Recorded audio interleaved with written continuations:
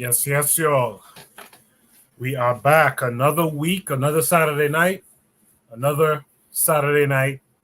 Shoot the breeze. I want to thank everyone who's here already. I see daily affirmations by Pauline. It's out there on time saying good evening. So good evening to you. Thank you for being here. You know what it is. I like to jump on here early just to give you guys a heads up as to what we'll be discussing tonight.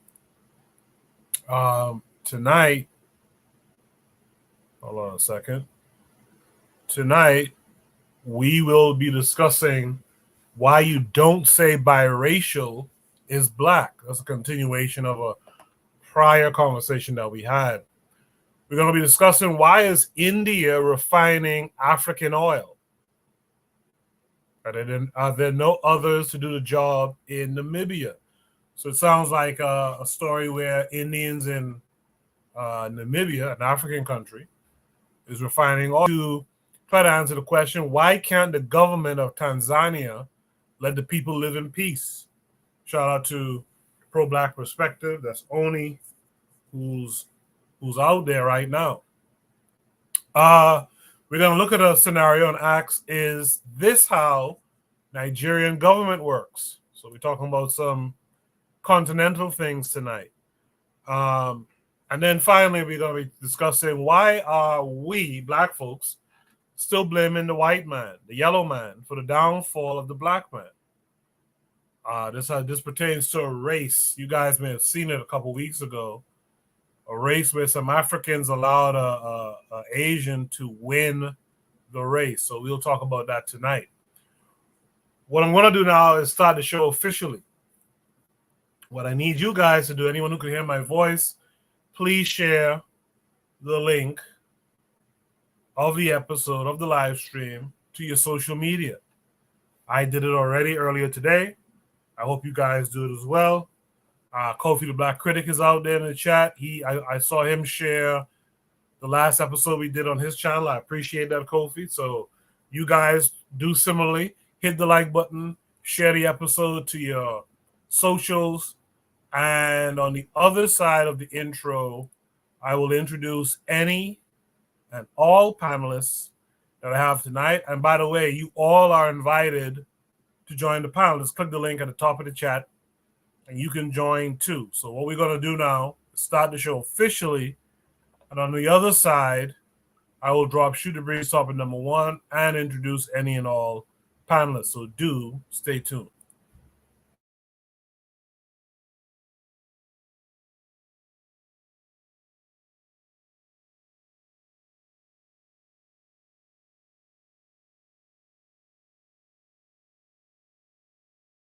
You are listening to the Bitter Medicine Podcast on KWAZ Radio.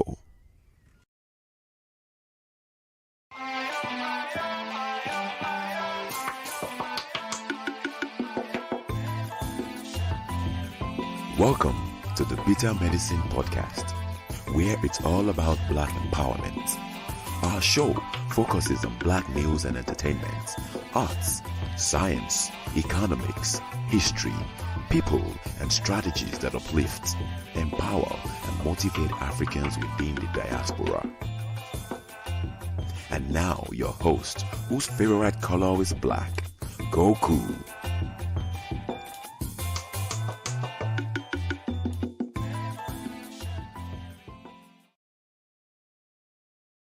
Welcome back to the Bitter Medicine Podcast. I am your host, Koku.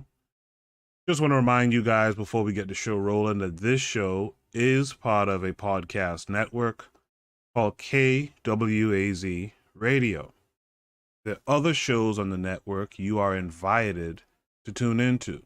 This is D Webb with the Harsh Reality Podcast, asking you to tune in where we tackle the news of the day that affects our community, only on KWAZ Radio.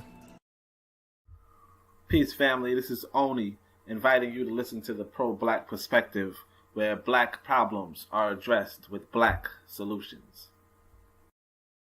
Greetings, fam. Tune in to The Learning Curve with me, the Revolutionary Matron on KWAZ Radio.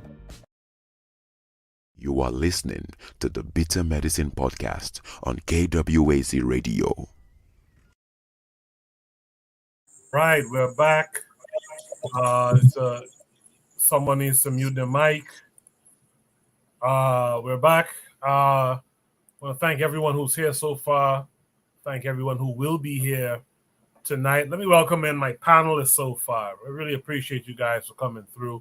Let me start with Black Steel. Black Steel, how are you this week? I'm doing great, Koku. How's everybody on the panel? I hope you're all doing well today. Appreciate you being here. I'm fine. Thanks for asking. Thanks for being here. Let's go to Buana. Buana, how are you this week? Koku, can you hear me? Yes, sir. Okay, I'm trying out these new microphones. I'm good. I hope all the brothers are well on the panel. I hope all the sisters and brothers are also good who are listening in. Koku, about that question that you was asking earlier, you could, refer to Black Steel about it. He should probably have some good information on what you was requesting. Okay. Sure thing. And your mic sounds good, by the way. Really good. So thanks for being here as well. Last but not least, let's welcome in our boy Oni from the Pro Black Perspective. Oni, how are you this week? I'm cool. Didn't get much sleep tonight, but I'll try. Everything's cool, man. I appreciate you for even coming through here. I know your time there is different than here, and it's early in the morning or late at night, however you want to look at it. So I appreciate you being here at all. So thank you. Without further ado, let's get right into Shoot the Breeze topic number 1. Anyone who wants to join, click the link. It's pinned to the top of the chat. You too can be a panelist tonight. Shoot the Breeze topic number 1 says, this is why you don't say biracial is black. Biracial plus white is white. This came, as per usual, with a link that's taken us to Twitter. This is a post from Sugar, December 12/18, coldest, whatever that means. It says the hate for black women is insane. So we're going to watch this video. It's a short one. We might watch it twice, and then we'll discuss it. See, that's why I don't date black women. I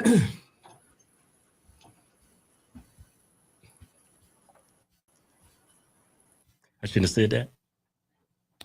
Man, you don't think I should have said that. Man, it's fine. I don't date them neither. If that first one, I was like, I gave y'all a shot. No, I'm gonna go to another race. I could make a black kid with a white person if I want to. I don't need your black ass to make one. Black is the dominant gene. I can get a Korean. that kid's gonna come out a Negro. Yep. Don't need you. But anyway, that was how you gonna tell like you're a runner. See, that's why I don't date black women. I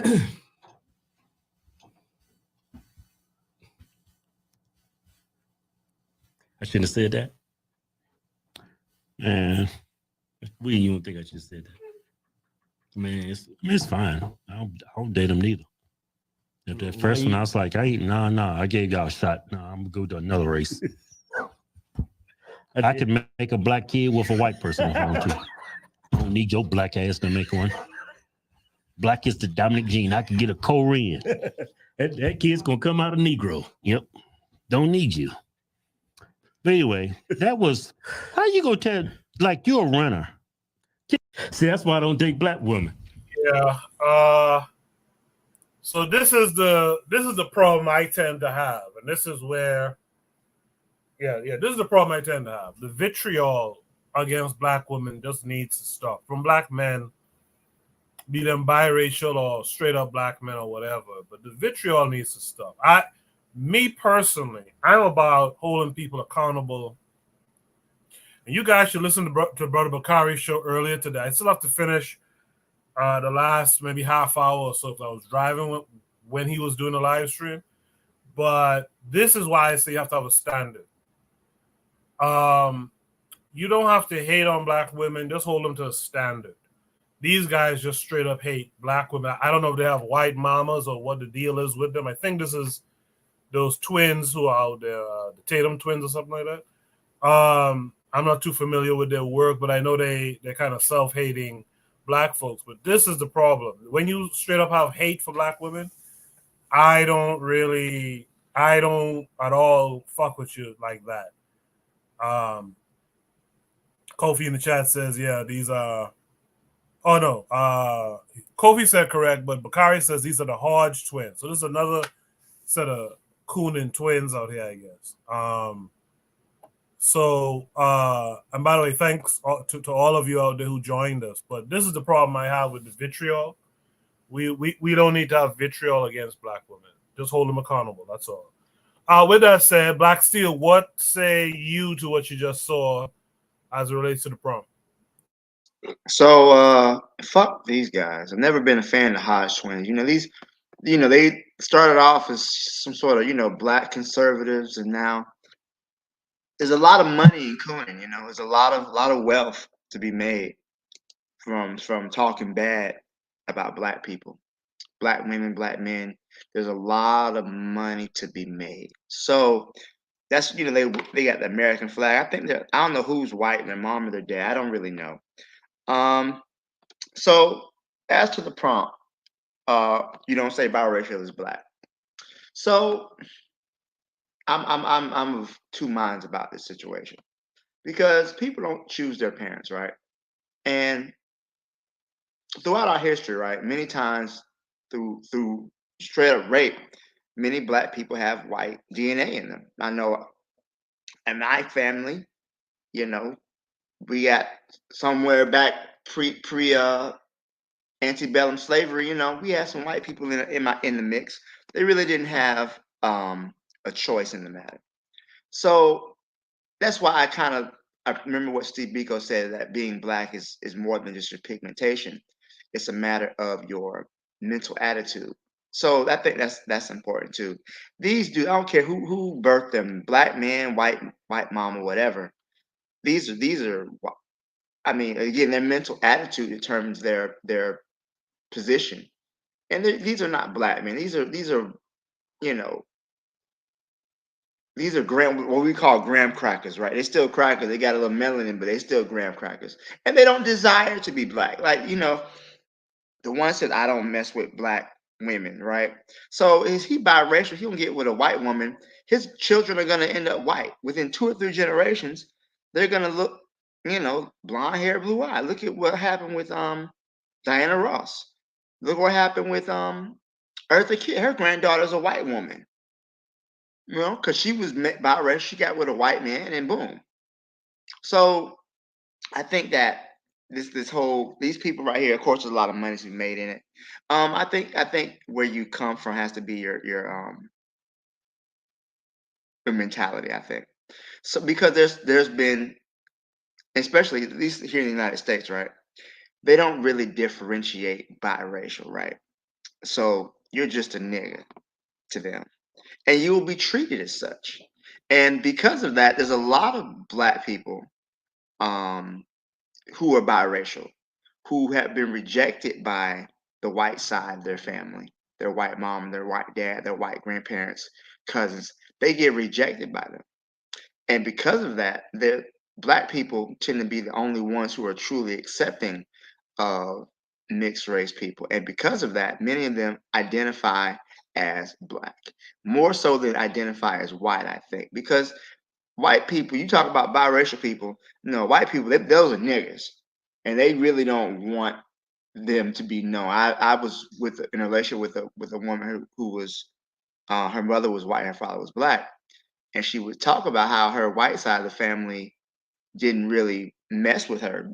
In fact, when she was little, her grandfather made her play inside the house because he didn't want his neighbors to know he had a black grandchild. He didn't say biracial, he said black.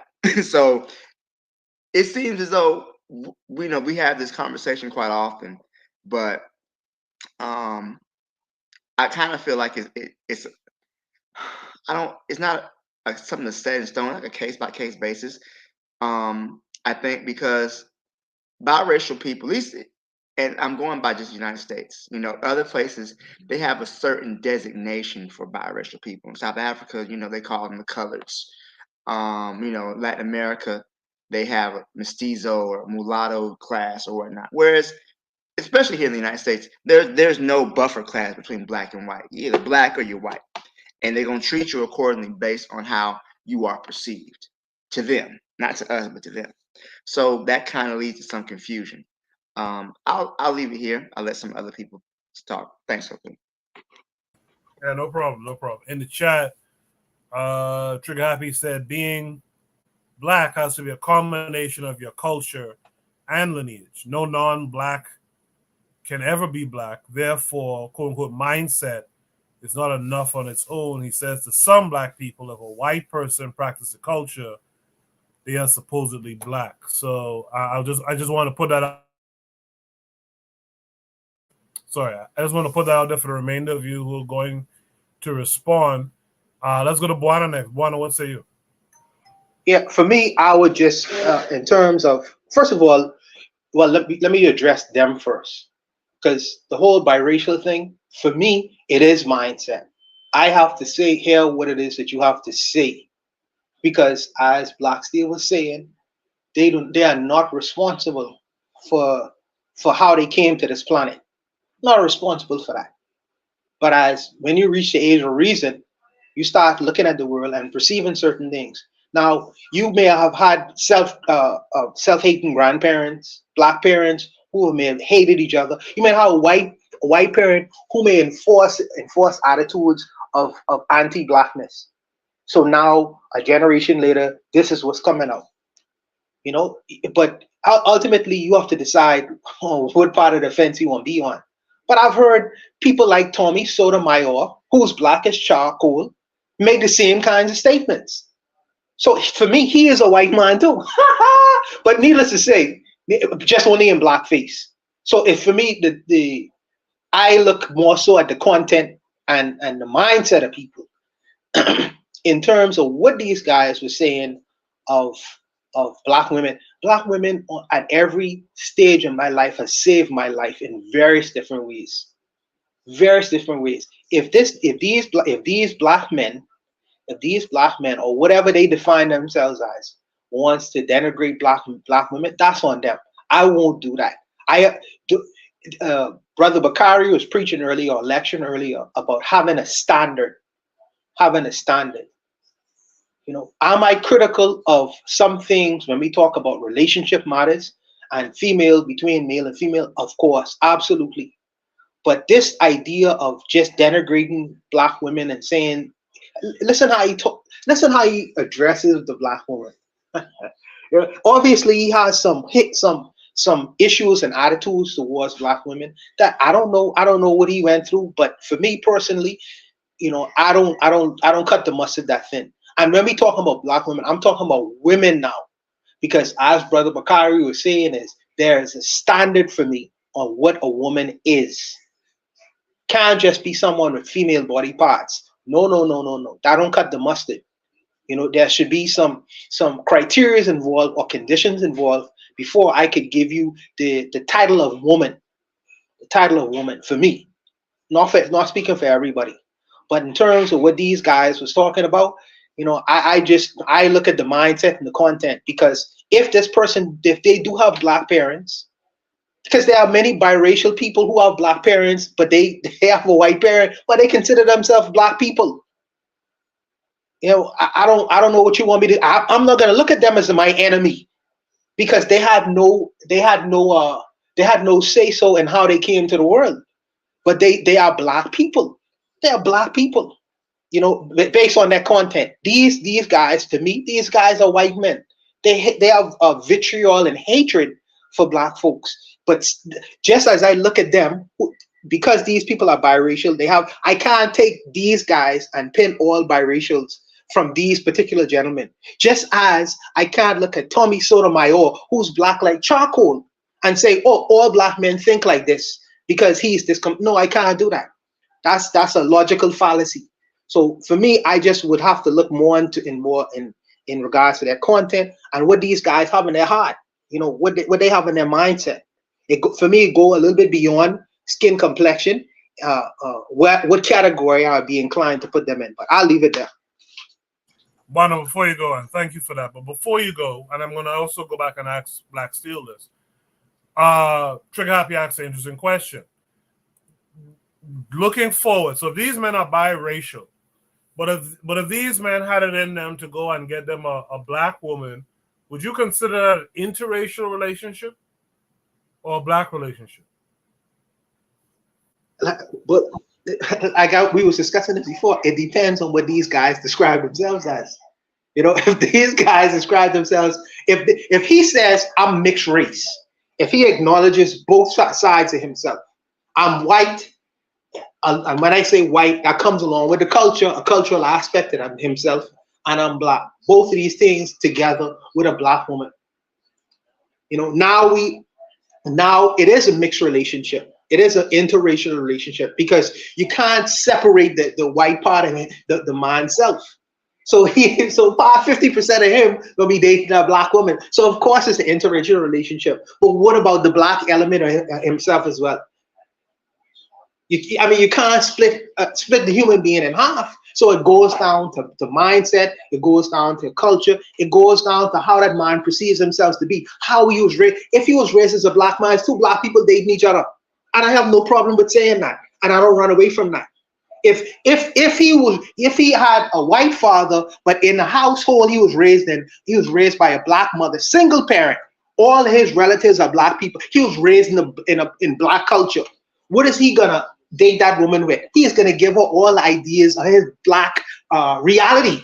You know, what he lived growing up, what he's been experiencing, all the food, all that comes in. If he knows nothing of his white parent, if he knows nothing about his white parent, you know, am I gonna still label him as no, I can't do that, man. For me, like I say, to me, it's more, you know, it has to do with content and mindset.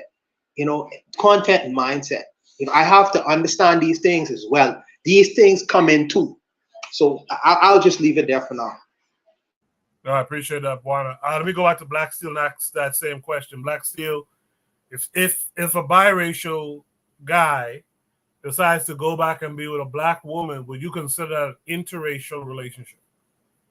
Well, is the biracial person, are they black?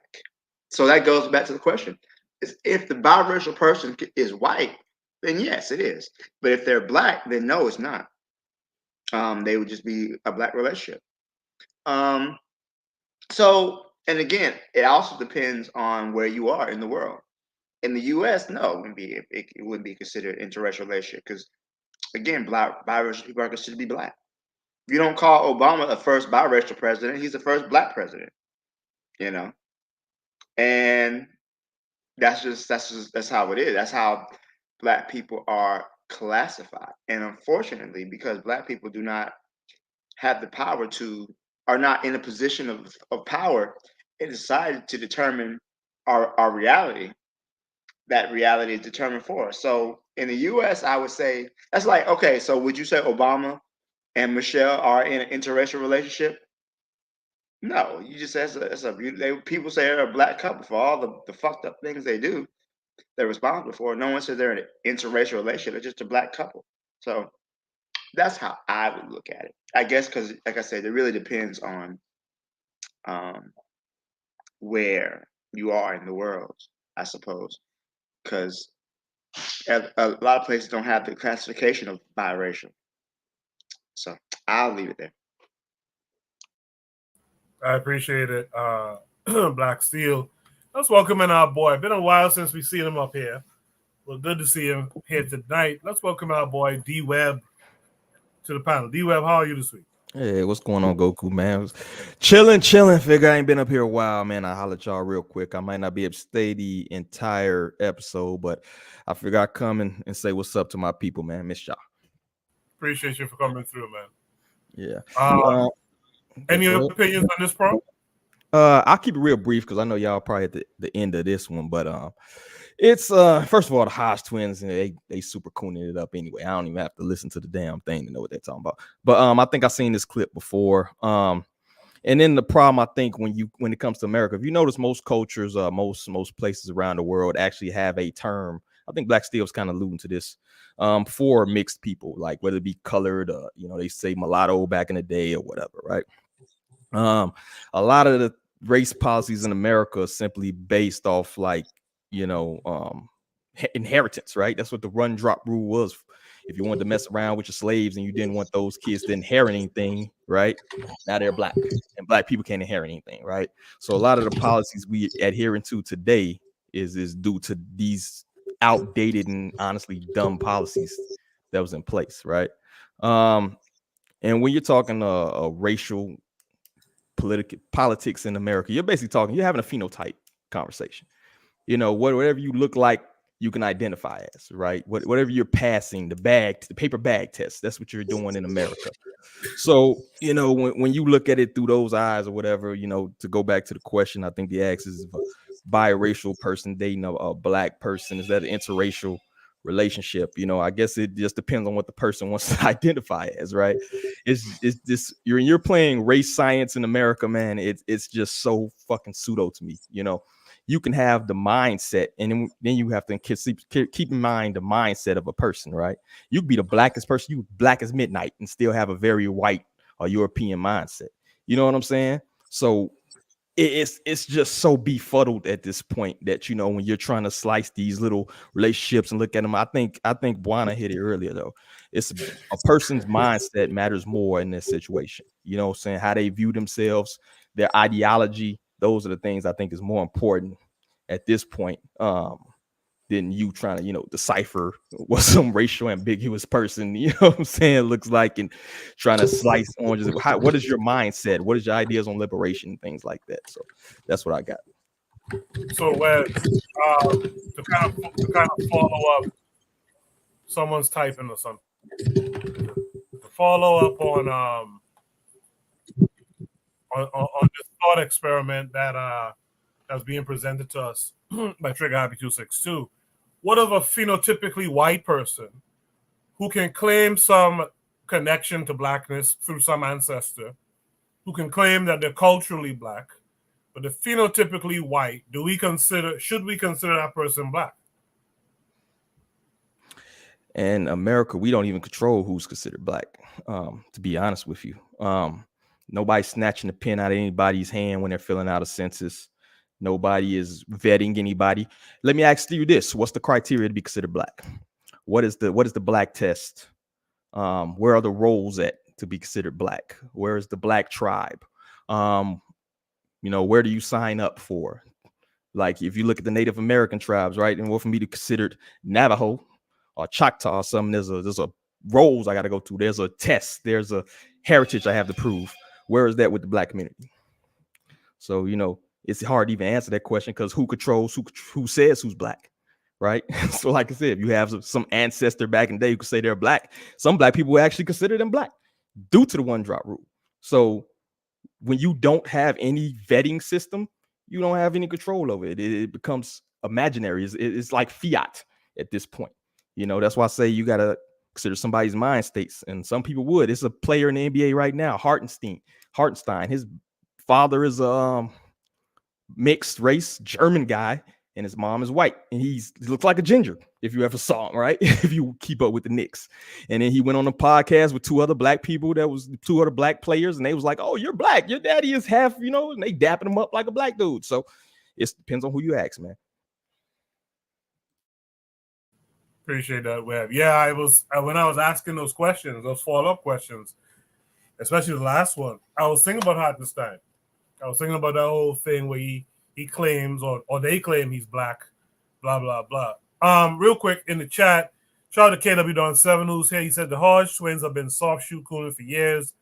They have stepped up during the rise of crotch grab. Okay, now I understand.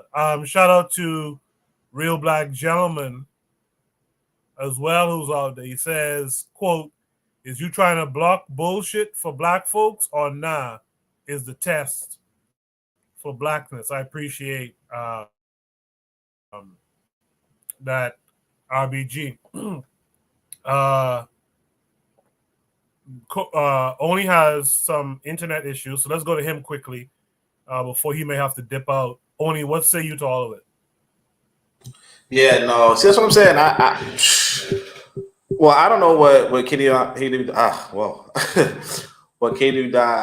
KW.7 was saying about these guys don't have a white parent. Look like they do have a white parent somewhere. But yeah, I'm not gonna call like I think that we as African people, we have to we have to get out of the national outlook, right? And we gotta like probably expand toward an international purview, right? And two, we have to we have to just be realistic and say, you know what? Somebody who's half or something that's half of something is both things. You know what I mean? Is chocolate milk chocolate or is it milk? You know what I mean? Or is it chocolate milk? You know what I'm saying? Like, is it something different or is it both things? Is it exclusive? Is it exclusively one of its parents? And that's the thing that we are saying when we look at people. And the trouble is this: when you don't differentiate, you're gonna realize that a lot of times you're taking flack for people that aren't your people. You know what I mean? So these guys can walk up and be like, "Man, black women ain't shit," right? That's fine. I mean, not fine, but that's what they say, whatever, right? But then you have people saying, "You see how black men talk about black women? What you mean?" You know what I'm saying? like you know what I'm saying? Like, and the thing is this: white men saying, black women ain't shit. That's their opinion. You know what I mean? But the reality is this: that if you're half and half, you don't have to think that black women are shit or black women are the bee's knees. People saying, "Hey man, these guys are traitors." They're not traitors. And so, I'm going to push back on that whole, it's got to be, you got to look at their consciousness, because I'm not going to say that this guy had a black consciousness. I don't know what would mean by black consciousness, but nobody ever said John Brown was a black man. Now this is a man who, he was actually calling black people pussies for not wanting to join his insurrection. You know what I mean? Not just any black people. He was calling notable black people pussies. He was like, "Oh, you against slavery, but you ain't finna put your life on the line. What kind of pussy shit is that?" But ain't nobody call him a black man. We know he was a white guy. Ain't nothing. And the thing is this: that even white people call him a white guy. White people don't say, "Okay, well, now that your consciousness is such that," because they might call you an N-word lover. They might call you a traitor. They're not going to call you a black person. So the example of Tommy Sotomayor, who, is fairly melanated and all that, right? I'm not going to call him a white guy. I know he's a black guy. I know that black people are capable of having traitors. The trouble is when we start looking at people who could go, are genetically, one foot in both doors, and you saying, well, they're not white. Well, if they're not white, they're not black. And if they're black, they're white.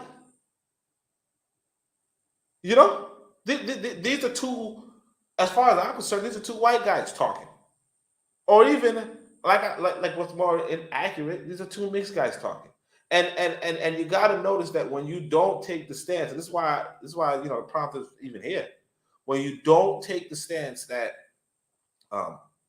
biracial isn't black, you got them saying things like, "Well, my child is going to be black." The trouble is this: black plus black does equal black. Okay, white plus white does equal white. But if biracial is black, then absolutely their kid with anybody, like you said, it'd be a Korean, would be black. If black plus anything equals black. But the reality is black plus anything does not equal black. Black plus black equals black. Or, like I said, you could make the case black plus mixed equals black. You could make that case. You could say, well, predominantly, the genetics are predominantly, but you can't say that black plus anything equals black.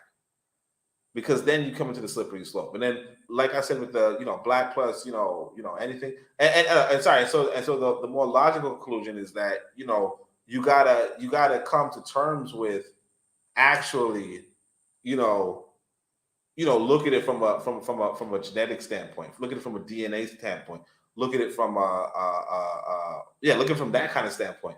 When you look at it from that standpoint, you're going to say, look, these people are not black. They can possibly have black children if they had black women, but they themselves are not black. No, and that's okay. That's okay. Oni, so I don't mean to cut your wisdom, brother. I just take 2 seconds. You are killing your own argument. You mentioned a scientific argument. As a scientist, I would expect. I would hope that you would see that if you say, let's say these people don't have a white parent but a white grandparent, are they still black? Because most people in the black people in the Western world, if they do a pooling of their DNA, up to 80% of them go back to West Africa, but the 20% goes back to Europe. So if we cut in the mustard and talking in terms of DNA and whether you have white ancestry or not, or whether that makes you black or not, then all of us in the Western world, the black people, due to rape, pillaging, and plunder, all of us has some gene of that our ancestors going to Europe, even if it's just 1%. So the scientific argument fails. It fails because none of us are 100% African. None of us in the West are 100% African, only. You understand what I'm saying, or am I babbling? I might be babbling. No, I understand perfectly what you're saying. I understand exactly. No, look, he's babbling though, because nobody, because I even said that you can. I said that these biracial people could have black children with a black partner. So it really comes back to 50-50. If you are predominantly genetically black, then that's different. But we're talking about people who are not predominantly genetic black. We're talking about people who are equally black and white. And then you're saying, well, no, they're black because the white man said so. Because the white man gives us the trash. Because the white man doesn't take accountability. The white man doesn't take responsibility. Therefore, that's just us saying, well, it's because he it's because the white man. That's an appeal to authority. That's what it is. Right? But here's the thing though. I think something we always miss with these conversations. Race is not biological. Race is social. There is no biological term for, and this is something that we talked about many times in social sciences. What is race? Human beings, as far as what we consider race, is a social construct. Doesn't mean it's no less real. But again, what your race is could very well determine what you live in society. So, for example, right, somebody you would consider them biracial, right? If that same person was in Latin America, that's a mulatto. If they were in France, they'd be, South Africa, they'd be colored. So there's no, what you consider race, there's no biological foundation for race. That's a purely social thing. So this is why there's so much confusion. Who's black? Who's not black? How much black DNA they got? How much white DNA they got? These questions are so inexact because what the science of race is inexact. There is no gene. Oh, this is the black gene. This is the white gene. That doesn't exist. So that's why we have all this confusion about this matter. Can I push back on that? There is such thing as something. Well, you're right. Race is a social construct, right? But when science designates us due to society's norms, designate who's black, who's white, who's Asian, who's European, this goes back to haplogroups and genetic markers. So we all know that, like, if everyone got their DNA test done and see how much ancestry they have, those goes to specific haplogroups, or in let's put in historical terms will be your so-called tribe, right? So we know certain tribes stay together, so they have cohesiveness. So through that cohesiveness, they stay together, and throughout time, they have similar genetics, right? So really, we're supposed to be looking this from a a haplogroup as far as like what's your genetic marker. So like me, I'm 98% African, right? I have 1% European and 1% Amerindian, Arawak or whatever, right? But everything else is African. So within that that 98%, it's Cameroon, it's Nigeria, Congo. It's split up. So when you go to Africa, those groups are even like you just can't go into Africa and say, "Well, yeah, I'm black." People look at you, okay, what does that mean? You're not telling me who you are. Like Dr. Clark says, black tells you what you are, not who you are. So you go into Africa and say, I'm black. Well, that has no real bearing. No one knows who you are. So now you have to say, I am Fulani, I am Hausa, I am that. Oh, now we're talking about now you belong to that particular group. And when you go to that particular group, and let's say for argument's sake, you're 56% Hausa or whatever, right? Then yes, you and that particular group have more of a genetic cohesion when it comes to that. So when it comes to DNA, it has nothing to do with like race or whatever. I just want to push back on that a little bit, even though it is a social construct, but we are divided up genetically. It just so happens we just do it by race.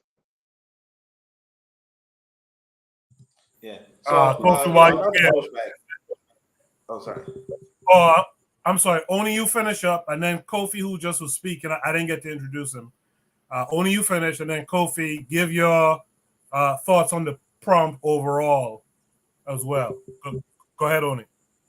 Yeah, another pushback is just this idea that, like first off, when Black Steel was talking about, races and races and real because they would be mulatto here and colored in this, mulatto and colored mean mixed, um, but here's the thing about that. It's like, you could even say tribes or families or what have you. But like, put an example where I have a daughter and somebody else has a son, and then we say, who the grandchild. Who does the grandchild belong to? Me or the other person, right? And I mean, obviously, you might factor in, where the grandchild lives, maybe. But the reality is that the grandchild would be biologically both sides, right? The grandchild, so you wouldn't necessarily, like, the thing that we're being asked to do is dismiss the fact that, well, of course, Keon 7 is saying that they don't have a white ancestor, which is a little bit, shocking, honestly. But just taking it, like, let's just suppose that it did, right? We're being asked to ignore their white half and say, no, that half has no genetic bearing on their genetic makeup or the genetic makeup of their children, right? And that is the scientific absurdity. Whether their white parent, makes them play in the yard or not, you know what I mean? Doesn't change that whatever genetic contributions these individuals make towards their children, right? That half DNA that they're going to express, that doesn't change whether or not that half DNA is coming from a white person who also gave them half DNA. And that's or even just looking at their genetic makeup, it doesn't change. And again, it might not apply to these people because Keon is saying that they're 58%. But in the example of a white person and a black person, there is a whole individual, this white individual whose DNA replicated with a black individual, and that person contributed 50% of their DNA. And then we're saying, well, you know what? The only percent that matters is the black DNA, as long as this black person, this is not black person, but as long as this person says, I'm a black person, or as long as this person, I don't know, puts on the dashiki and acts really, really, because that's how a lot of them do. But anyway, that's it. Yeah, Kofi, you could give your thoughts on the prompt now.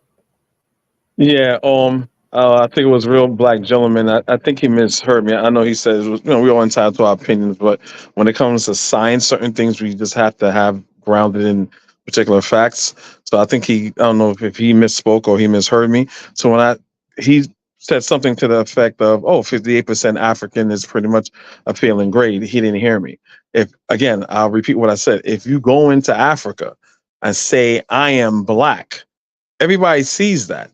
No one knows who you're from, where you're from, what people you're from. Are you Igbo? Like, who are you from? Saying that doesn't mean anything.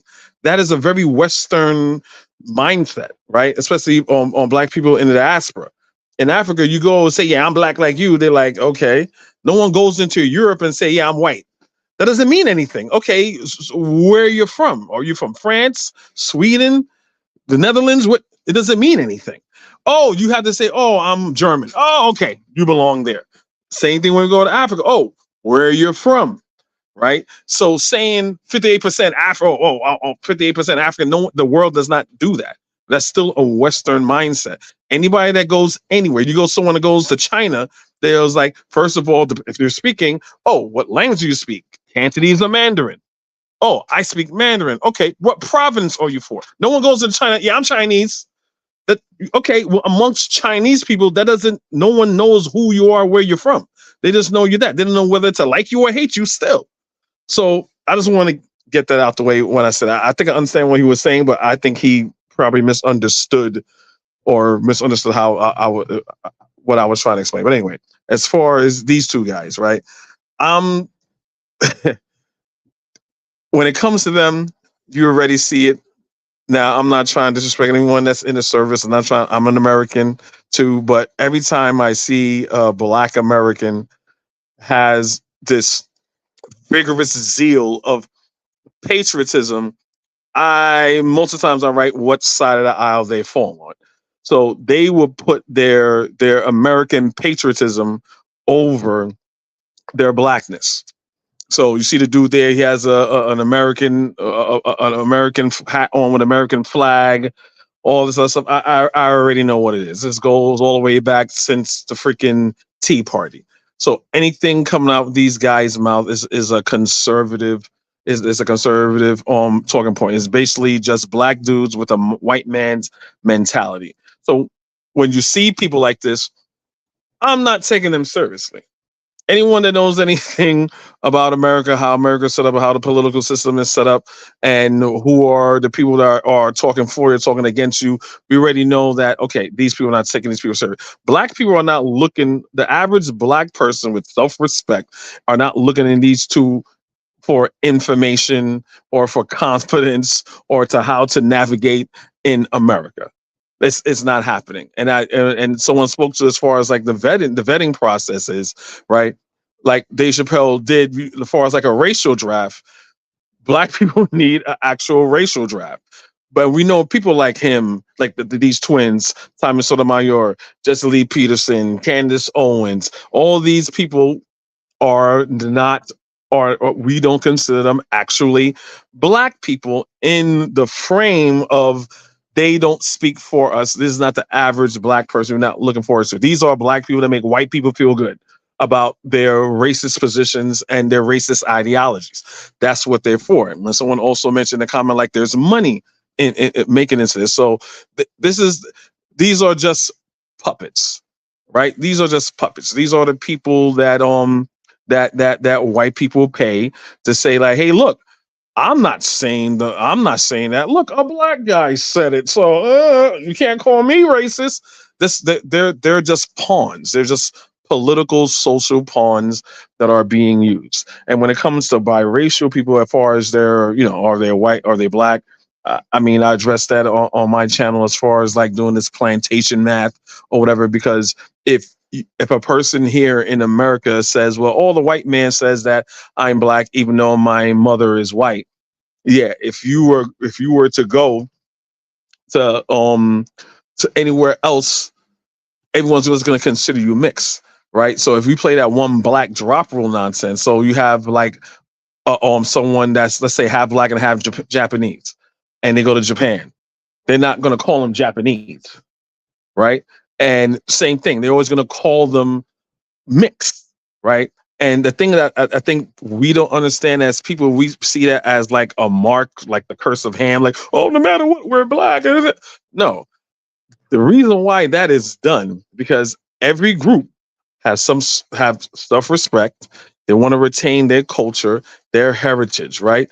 If someone else ends up mixing, right, and they come back to that culture, they want to, okay, we have a bit of a conflict of interest here, because this person is half black and let's say half Indian or whatever, right? And this person thinks they're Indian coming into India. They're going to call them mixed. Why? Because they want to protect their group. You're always going to be mixed. And in those societies, you will have to, if you're saying that, hey, look, I'm half black and I'm half whatever, you're going to have to prove even harder. Even though I'm black, you have to show and prove to them that well, in my example, they're Japanese. No. I'm a Japanese 100%. Forget about my blackness. Black people, no problem. We just welcome you to the barbecue. It's fine. It's no problem. Right. And that's our problem. Right. So I really even get, when I look at guys like this, I would even take them too serious, because I know where they're coming from. And again, our vetting process has to be, as far as like, listen, even with regular everyday black people, we have to see where their mentality is, as far as like what they're saying, what they're doing, where their mind's at, because they're ready to genetically black. But again, like someone on the panel said, they could be a Tommy Sotomayor. Yeah, he's a black man, but he's a black man that's suffering from post-traumatic slave syndrome. And we need to have, in black society, here's a box.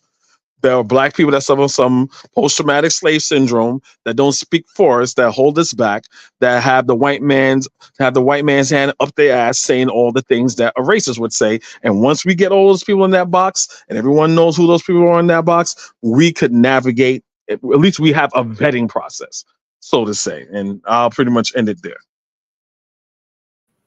Before we move on to should be topic number 2, is there any last thoughts from anyone here on the panel?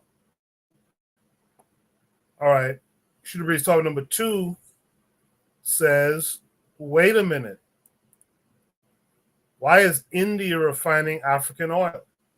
And the obvious one, are there no others to do the job in Namibia? This came with a link to Twitter from Africa Archives. It says Namibia just discovered 10 billion barrels of oil, making it the 3rd largest in Africa and number 15 in the world in terms of oil production. Your comments on this. So this takes us to this video, 4-minute video. We'll watch it. Now we turn to Namibia. It's a country in southern Africa, home to about 3 million people and apparently billions of barrels of oil. A new discovery has been made there by the Portuguese energy company Galp Energia. They say they found huge oil deposits off the coast of Namibia. How huge? About 10 billion barrels. This is the latest oil discovery in offshore Namibia this year. A few months ago, other energy giants struck oil as well. Britain's Shell and France's Total Energies. Everything put together, Namibia is now estimated to hold at least 21 billion barrels of oil, which might give it the 3rd largest oil reserves in Africa after Libya and Nigeria, and 15th largest in the world. And this may just be the beginning. These latest discoveries have all come from here, the Orange Basin, It's located near Namibia's southern coast, near South Africa. The entire region is being explored by energy giants from around the world. These firms have carved up the area and they are frantically searching for oil. So far, Shell, Total, and now Galp have struck oil, but America's Chevron is also in the hunt. So are Australia's Woodside and South Africa's Rhino Resources. So we may keep hearing about new discoveries, and Namibia may become the next big thing in oil. Because the Orange Basin is just one area being explored, there are a number of other potential hotspots, both offshore and inland. So in some time, Namibian oil may be fueling all our vehicles. But it'll take years for that to happen, probably decades, because what you're seeing right now is the initial phase, the exploration. That's almost the easy part. After that, the oil needs to be drilled, sold, and transported. It will take years to set up that infrastructure. The initial batch of Namibian oil won't flow till at least 2029, so at least another 5 years. And that is what analysts are predicting. And even then, it will start off as a trickle. By 2035, it is expected to produce 380,000 barrels a day, 380,000 barrels per day, which doesn't really compare to major oil-producing nations. Look at the numbers from December 2023. The US produced 13.3 million barrels of oil. Russia, 10.1 million. Saudi Arabia, about 9 million. So even if Namibia exceeds all expectations, oil output may just cross 1 million barrels per day initially, which makes it a promising new entrant, but not a major oil exporter. That also means expectations should be tempered. The discoveries in Namibia won't bring down your petrol prices, not for the next few decades at least. And they also won't turn the country rich overnight. It won't suddenly become the next Dubai or Saudi. That takes years of expansion, and Namibia will also have to avoid corruption. The country's oil fields are being explored by foreign companies, Shell, Total, Galp, and all the others. Galp controls 80% of the new fields it discovered. Namibia State Oil Company owns 10%, and another Namibian company has the remaining 10%, meaning 8 out of every $10 will go to Galp. Namibia's state oil firm has signed similar deals with all the foreign oil companies. So if it is not careful, it may not see the profits from the resources anytime soon. The first cut may go to the West instead, and Namibia could be forced to make do with scraps. But if that is avoided, it's a great opportunity for the nation and for India as well. India is home to the largest oil refinery in the world. African oil from Nigeria and Angola already comes to India for refining. Namibia could become another partner, bringing jobs and development to both nations. But again, this is getting ahead of ourselves. First, let us hope that Namibia truly benefits from its newfound resources.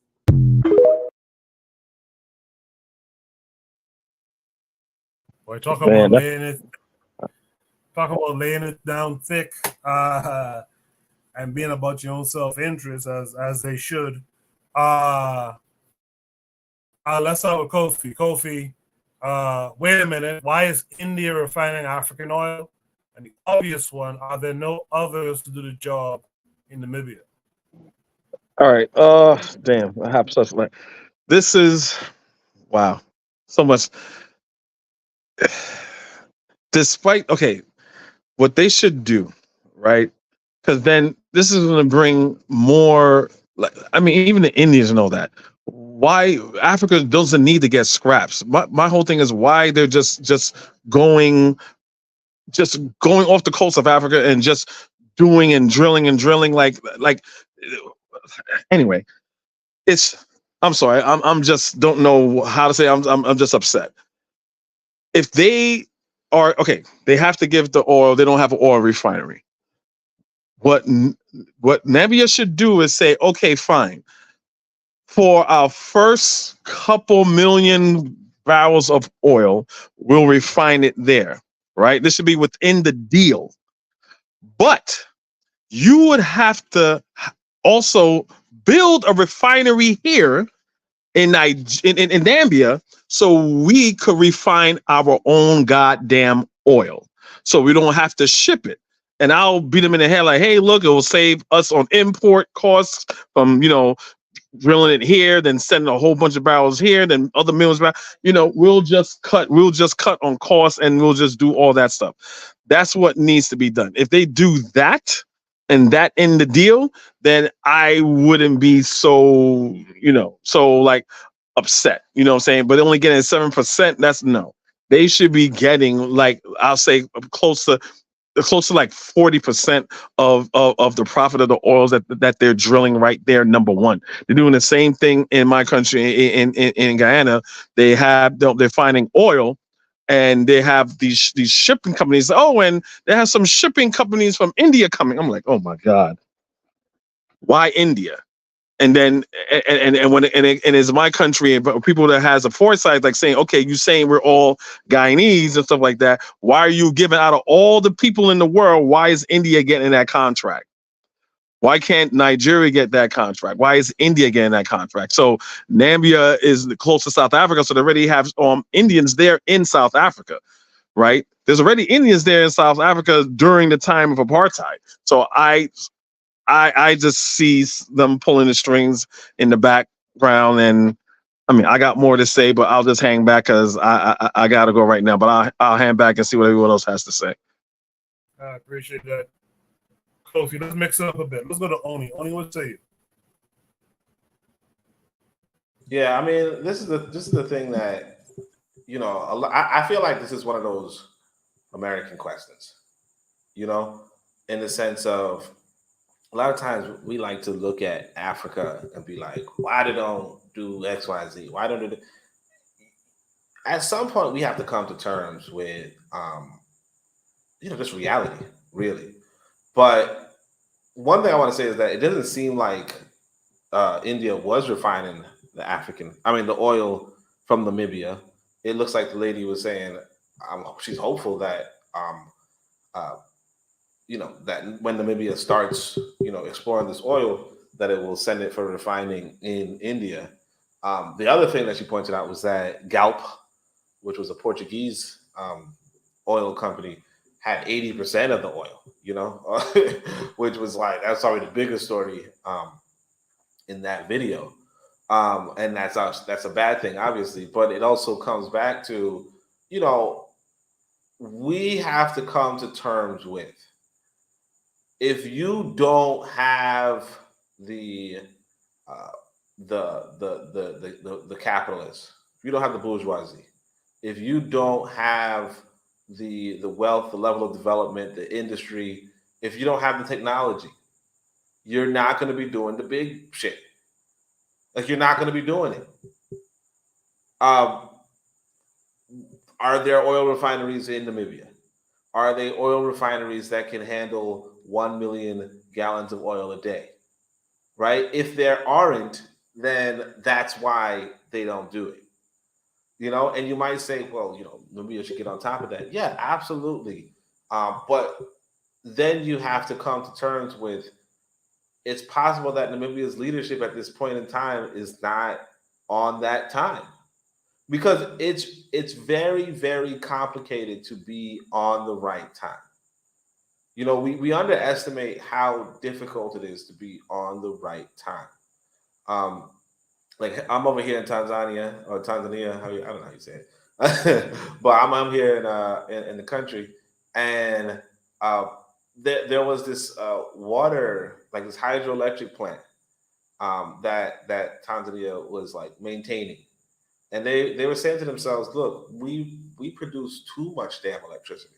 Okay, we produce so much electricity, we don't even have the battery for like basically we're overproducing electricity in terms of our capacity for storing it, right? So they decided to close down the hydroelectric plant. And of course, power outages came back, So the real world is that things can't happen overnight, right? The real world is that, if your leadership, you're making tough choices, and those choices might be towards something that some people are going to say, well, that's not what I want it to be, right? This is why, at the end of the day, if you or if we don't personally get involved in the politics of these countries, or if we don't personally get involved in telling our people what time it is, right? Then you're basically gambling with other people knowing what time it is, and the reality is that that's probably not going to work out for you. And that's all it really is. So I know Arzuli was saying 600 years, you don't know. The reality is you don't have oil refining for 600 years. And we have to like come to terms with, when was oil a big deal? At what point in time was oil a big deal? When did they discover these oil fields? Allegedly, they discovered it this year. So, the assumption is, well, they should have had oil refineries for, 600 years now. And they should have just had oil refineries sitting around so that they could refine the oil they discovered this year. It doesn't make any sense. If there's no, you got to remember, for 600 years, there was no oil economy for them in Namibia. There was no significant number of people in the oil economy. They're not America. America had this oil economy for, I don't know, I want to say 30 years, right? The assumption is that somehow you're in the middle of Namibia and America's building a bunch of oil refineries, 30 years ago or some shit, right? Or I don't want to say 30 years, maybe 60 years ago, right? America's building a bunch of oil refineries 60 years ago. And Namibia is also building a bunch of oil refineries with no oils, no cars, it doesn't make any sense. And that's the thing that we're not coming to terms with. Like, we're looking at it from, well, in America, this is what we do. Yeah, okay. But it's a completely different, it's not a completely different planet, but it may as well be, especially if we're considering, the level of ignorance that people, particularly in heavily propagandized states, the level of ignorance they approach the world with. You're not going to develop, or you're not going to have the same exact technology at your fingertip because you're on a different, just because somebody on another side of the planet had developed it. It's just not how the world works, and we have to come to terms with that. That's it. You mentioned his name because he commented in the chat. Let's welcome in Zuli this week. Yo, what up, bro? What up? Okay, first of all, I didn't know if I had to spell this shit out. When I say 600 years and you don't know what time it is, it's not specifically related to having a place to refine the oil. It's the mentality. It's the mentality that freaking 600 years as a black man, as black people, you're still getting taken advantage of. That's what I'm talking about. If there's no oil refinery in Namibia, then nobody's fucking digging oil. If you can't build me a refinery in my country, nobody's fucking digging in. That's what I'm talking about. I'm not talking about 600 years ago, we didn't know we had oil. Where's the mental capacity to stand for your people? You think the Chinese people will let you come through their shit and build something and not teach them how to do it themselves? I don't understand what we're talking about. 600 years for black men. Supposedly, we're the first civilization. We're the first citizen of shit. You can't put it in your freaking brain that, you know what? Since we don't know how to build oil,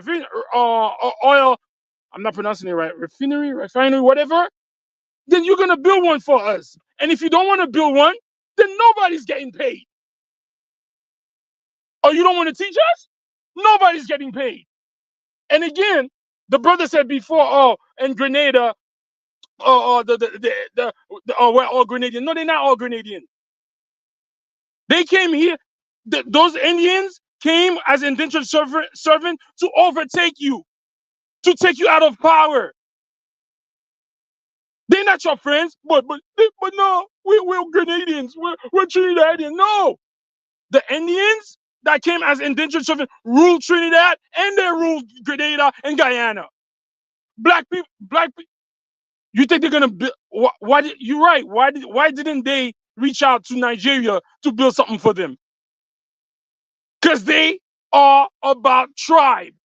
I'm going to reach out to them and let them make money off of us. Since we control the mode of production and Grenada or Guyana, whatever he said. I'm not talking about, bro, where's your mentality to say, you know what? I have oil in Namibia. We both could benefit. You know what? As a matter of fact, I'm going to let you do 60% or 65% of the profit for 10 years. But you have to build something for us. But you know what? They're not going to do that for you because because they know once you got your own oil thing, you're not going to need them no more. What are we talking about? You think these people are gonna build you some shit, and 20 years from now you're not gonna need them? So have we not seen the map that says that most of the Western society and European countries and other countries benefit from Africa? You haven't seen the map? Natural resources from here, cobalts from here, this from here, this from there. In 600 years or whatever years, they be having their foot over our ass. It's not that they don't have the mentality to do, it's the corruption. These governments in Africa and the Caribbean are corrupt.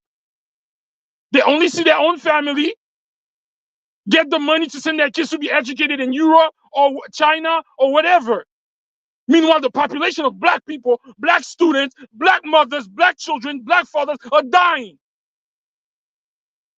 But you want to say I'm talking about oil refinery? No, I'm talking about the mentality, bro.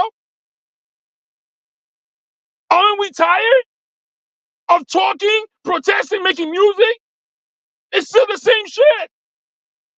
The majority of us as black people, diaspora or whatever, are suffering. Yes, they got a couple of people who are individuals who made it. Billionaires in Nigeria, billionaires here. But the majority of people, black people in the world, are not doing this well. But we're here talking about oil refinery. That's all I have to say, bro. I'm gonna step off. I'm gonna come back later.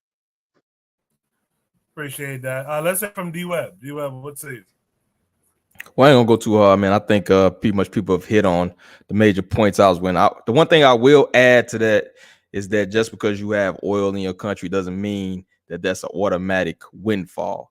Venezuela has more oil reserves than anybody in the world, and they're broke as shit, right?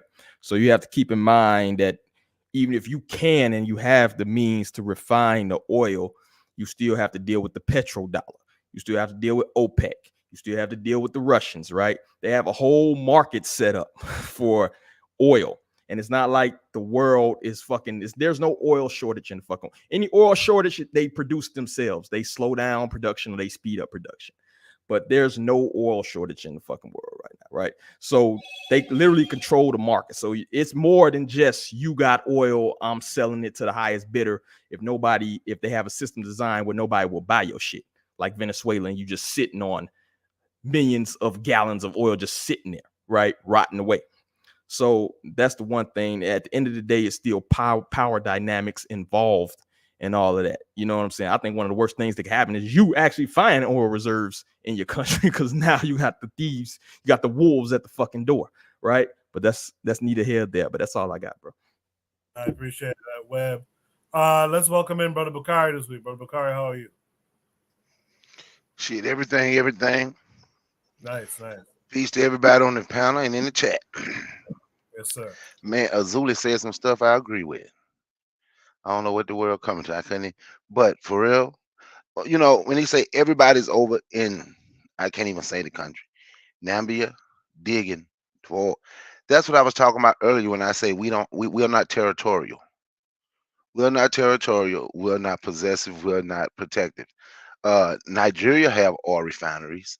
I don't know for whatever reason. Azuli say tribal, could be tribal. But I do think of if anybody gonna come and get some oil, you should be. If you don't build this for us, you can't get none of our oil. They should be talking to. They should be talking to Nigeria. Nigeria, the oil refineries they have is producing 650 barrels of oil per day, and they're also doing diesel and aviation fuel at the one in Nigeria. But if they're doing a million barrels, I think it's time for us to say we want to start working together, or maybe I don't know, maybe they don't see themselves as the same. I don't know. Uh, and what Azuli said about 600 years, if we don't understand, that is a problem. That's why I do talk about Angola and what Angola did in Portugal. But at the same time, those people that went and started controlling Portugal, they didn't do anything for Angola. They only looked out for the Angolans that's coming to Portugal. They left they left in Angola and the Chinese coming to do in Angola, but with the Angolans that controlling Portugal, we had Portuguese complaining, talking about they consider this recolonization, what what Angola was doing, buying up everything, buying the skyscrapers, owning everything, the richest people there, they were complaining. But they didn't do anything for the country of Angola. So for me, the biggest thing is going to be, man, our standard. We're going to have to understand being territorial. We're going to have to understand being possessive. And we're going to have to understand, because once you're territorial and possessive, so now you're going to have to, now you're going to have to be protective. But after all these years, and I've said it a lot, after all these years, here in the United States, in the diaspora, on the continent, there's things that we have failed to do, and we wait for other people to do it for us, unless we're dealing with us, for protecting, you know. But we want the police to protect us from the police. We want other people to do things for us, unless it's one of us doing it to us. Then we have all the energy and have all the smoke in the world.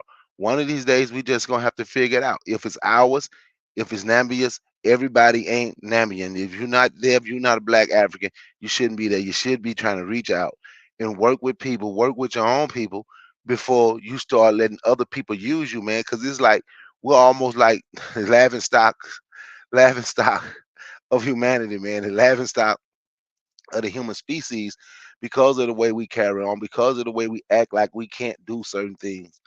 I understand if you don't have that technology, and if you didn't know how to do the technology, it's okay to learn from other people. So if other people gonna have to do it for you, other people need to be coming showing, not building it for you where they have any interest in it.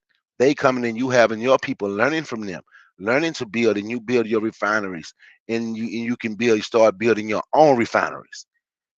Instead of letting other people do it for you. We can't let everybody do everything. That's why we stay in the position that we're in, because we're looking for everybody to do everything for us. And on that note, man, that's all I wanted to say about this. I'm like Azuli. I got to step off, but I'm gonna be listening offline, and I'm gonna try and come back in a minute. Thanks for letting me speak. No, I appreciate you, Bakari. You guys make sure to subscribe to Bakari's channel and listen to the episode he did earlier today. I gotta finish the last half hour or so, but you guys tune into that episode. With that said, let me go to Real Black Gentleman. You've been here a while. Real Black Gentleman, what say you? Hey, what's up? I guess I'll answer the question of why is India refining Africa's oil? Yeah, it goes back to, honestly, like, I hate to say it in a way, if we can't do it, you kind of have to pick your devil in the short term. It's like, I guess, what I'm saying, would you rather it go to, France, or, what I'm saying, or Germany, or the South Africa? I mean, I think that's a kind of a smooth move in a way to, like, let it be outside of the white folks, purview, in a sense, and at least let a third party ish. Because I mean, it is what it is. India has been dabbling in Africa before China was. So, like, it's just one of those things. It's like, look, I'm gonna let these white folks at it, Shell and Total, or I'm gonna let, Buddha oil, I'm just saying, like, it's one of those things. It's one of those things. I should hope that, that, in this modern world that, you got some people who are, sending you know what I'm saying, emissaries, as it were, to say, yo, like we can get something going, like, you know, in a couple days we can get you this out the ground. I mean, as you can see, they have one inland, you know what I'm saying? Maybe Namibia clearly don't got the, you know what I'm saying, the boats, you know, to float around and drill like that. Okay, we got something inland. Okay, maybe we can, you know, say won't get your little fire going, get your little refinery, you know, get your little diesel going. You know what I'm saying? It's not impossible, right? And once you have look at that, it's right in the middle. You know what I'm saying? Make sure black folks secure that shit in the middle. That's what's most important. I hate to say, you know, make sure that them white folks don't have a reason to just be all in Africa for another reason. Again, just pick your spots, you know what I'm saying? And honestly, like, no one should be digging that oil without Namibian people's permission. Like, they're like vulturing on it, trying to give black people answers to problems that they don't have. You know what I'm saying? That's how the white people do. It's like they minding, you know, other folks' business type stuff. You know what I'm saying? Just sniffing around and kind of like floating around on some international waters type. You know what I'm saying? But it's like, you know, territorial waters of a country extend further than, you know, 3 miles. They go out, you know what I'm saying, you know, 100 odd miles or so. You know what I'm saying? Like, you got distance outside your coast, and all that shit underneath that water is yours. All that continental shelf, all that's yours.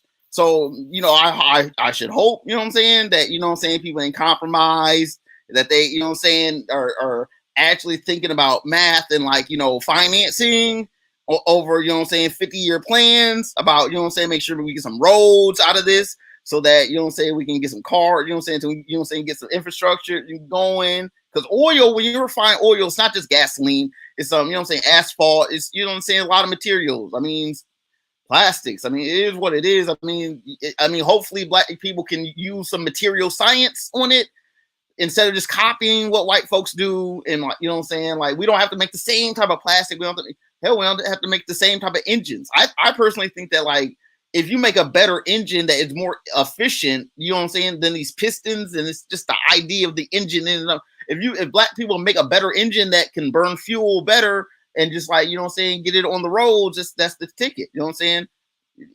You know, materials plus ingenuity is the secret. It's not just the oil, it's what you can do with this material. I'm gonna pass the mic.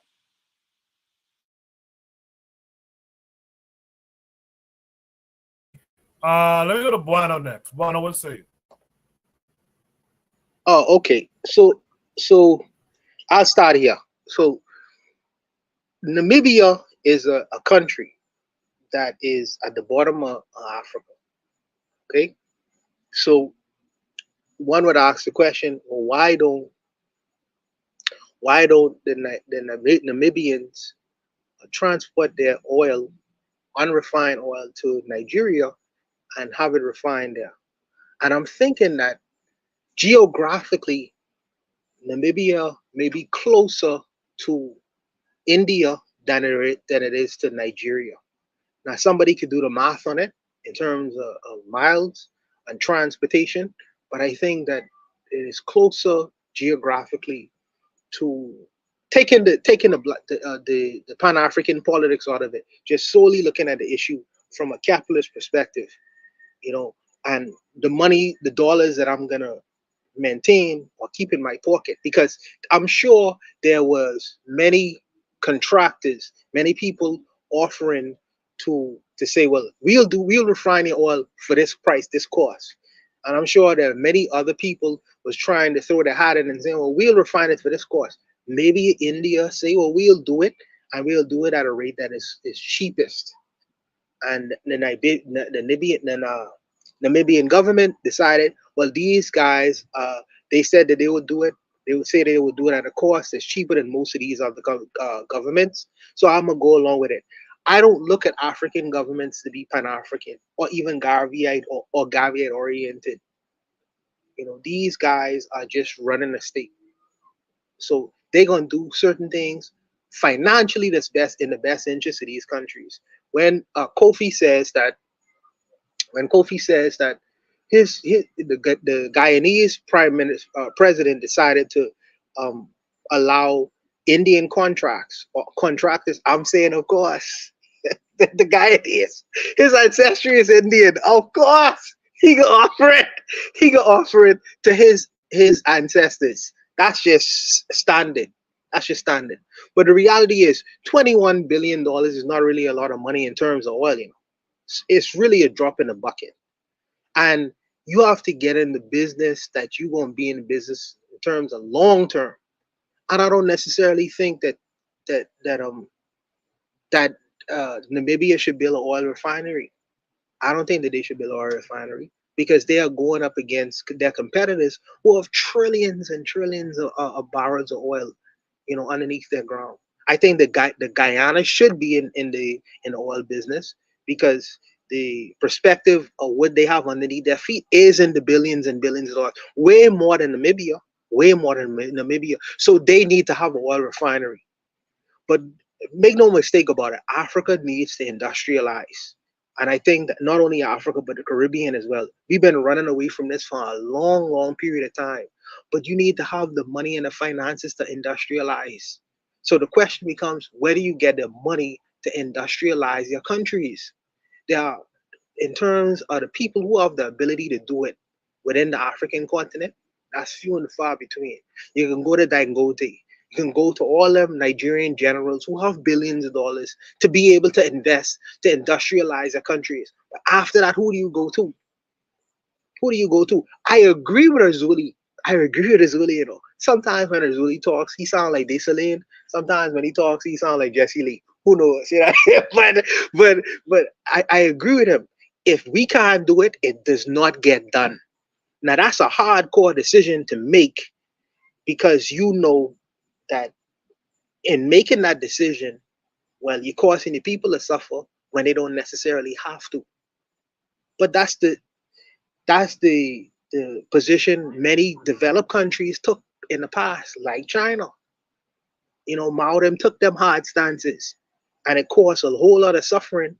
But the reality is, what was the ultimate result of that hard line stance?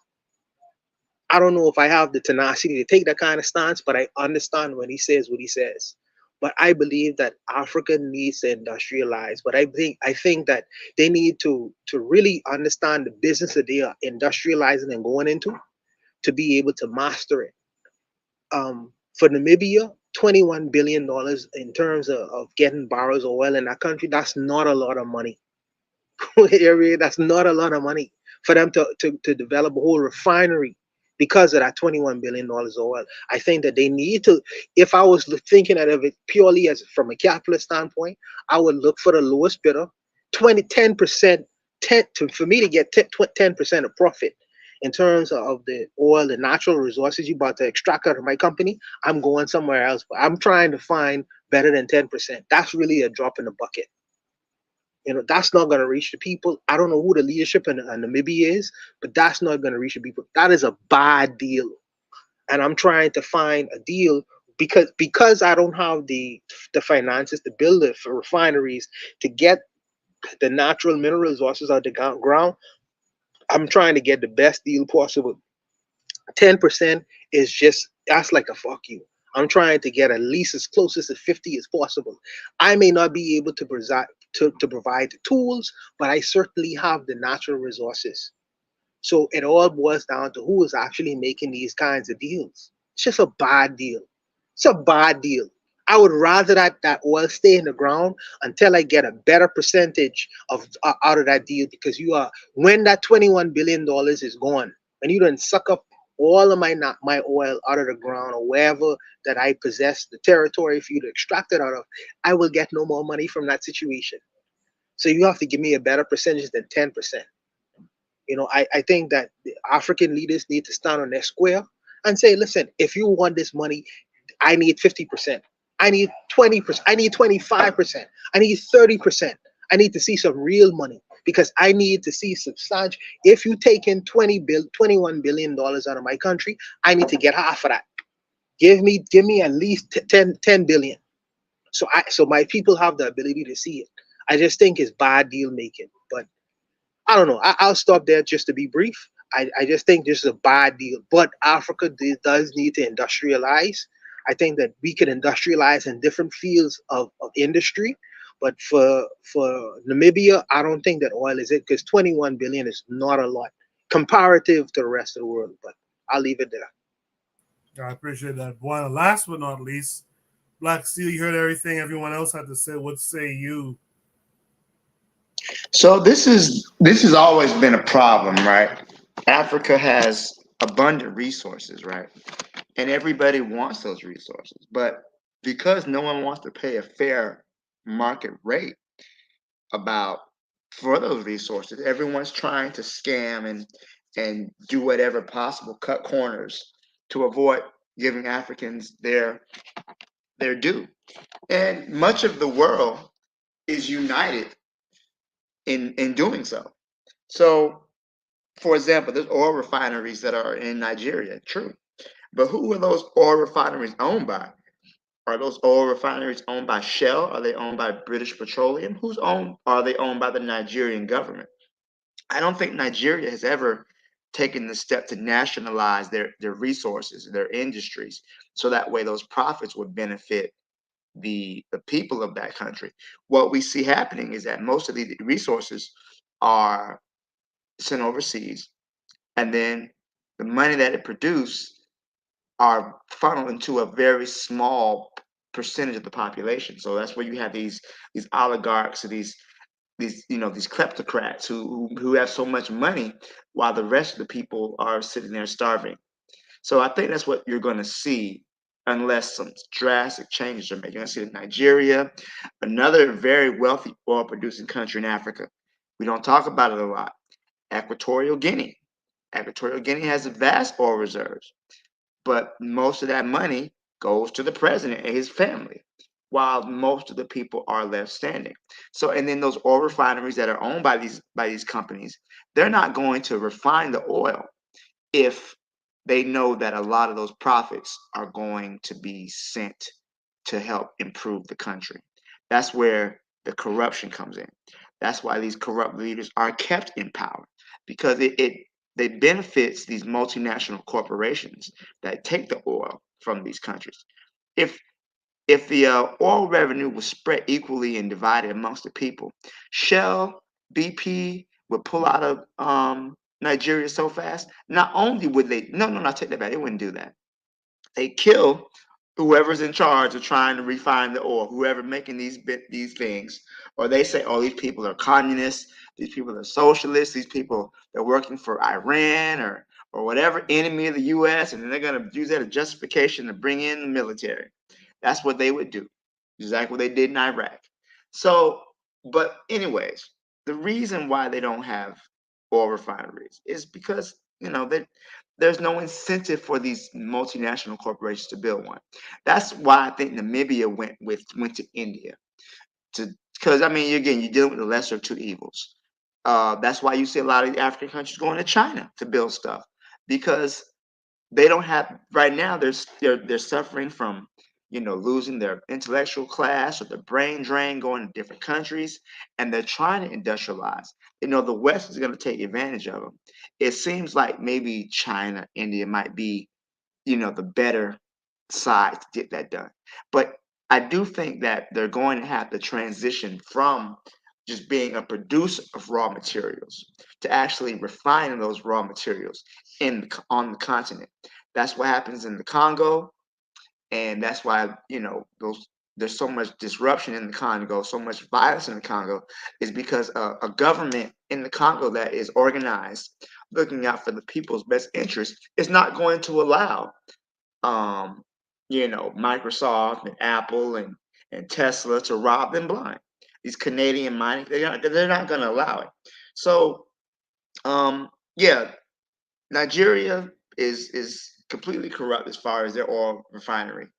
Going there, you're going to lose 90% of your money, or you might have a few, rich billionaires in Namibia.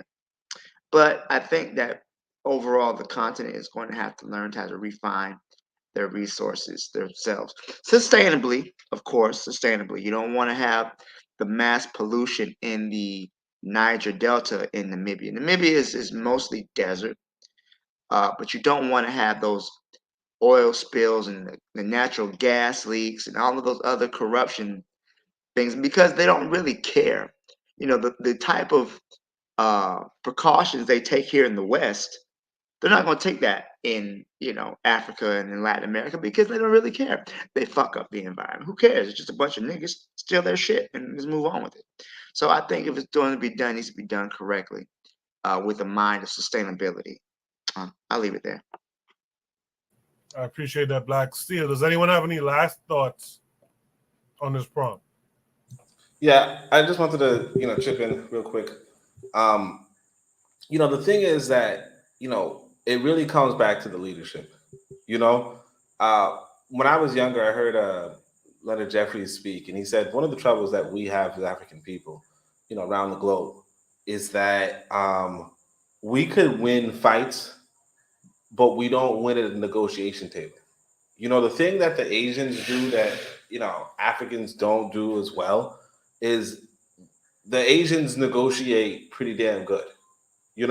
So that deal that Erzuli was describing about, oh, well, you got to go build us a refinery or some shit like that, right? That is something that an Asian person would negotiate. But the people put into power in a lot of African countries, a lot of times are not on the people's side. You know what I mean? A lot of times they are the person with the biggest stick, and all they want is, a little bit of money for them. So if I'm Galp or I'm Shell, and I go to Namibia, I'm gonna say, hey, look, I'll give you guys, $20 billion. I'll give you guys $20 billion to take out, to extract your oil or whatever, right? Let's not even go that high, but let's say, I'll give you $5 billion to extract your oil. The person in charge might say, absolutely. When they say absolutely, that's it. There's no, refinery being built. There's no blah, blah, blah. But that person's getting their $5 billion. And they're okay with that. Why? Because that $5 billion can, supply, can get them to buy weapons, can get them to remain in power. Right? Whereas in Asia, a lot of Asian countries, you might be like, hey, look, I'll give you five, you might go up and say, I'll give you $5 billion. They say, no.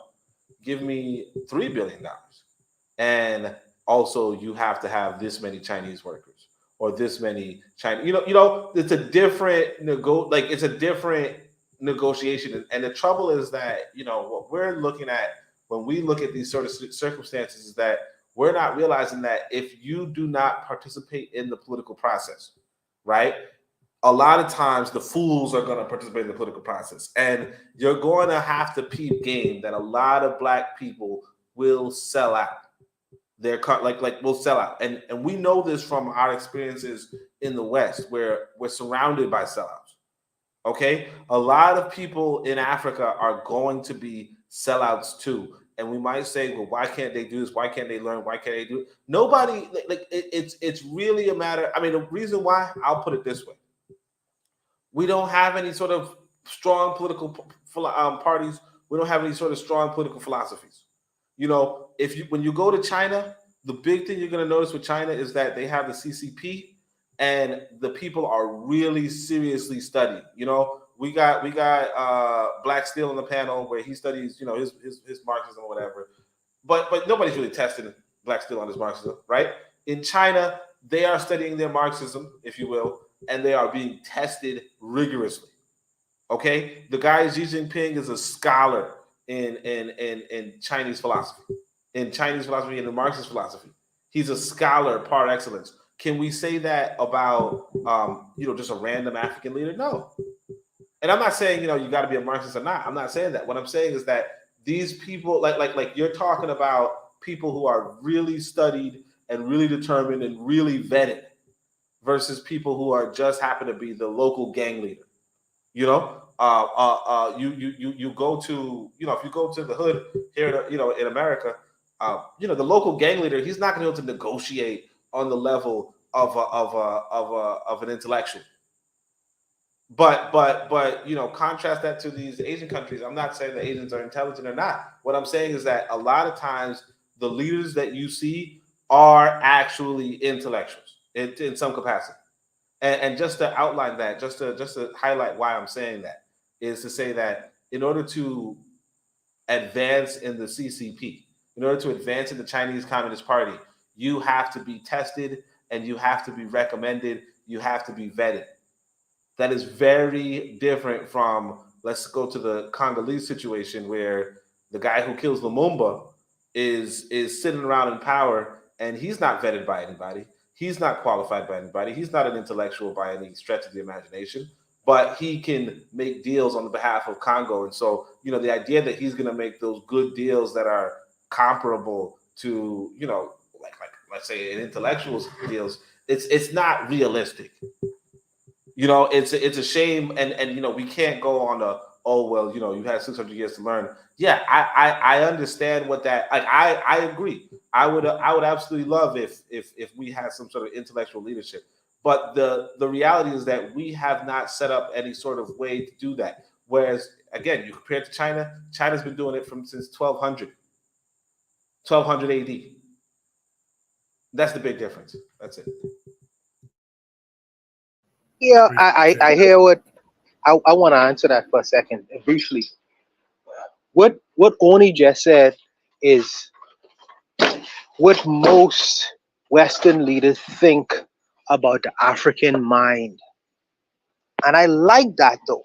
I like that because it is the greatest Achilles heel of the Western world.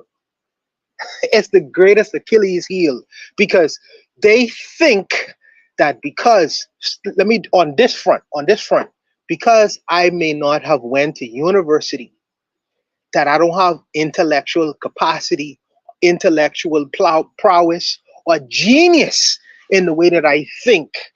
They don't think that. And that is their Achilles heel because they underestimate their opponent. They underestimate the black man and thinking that way.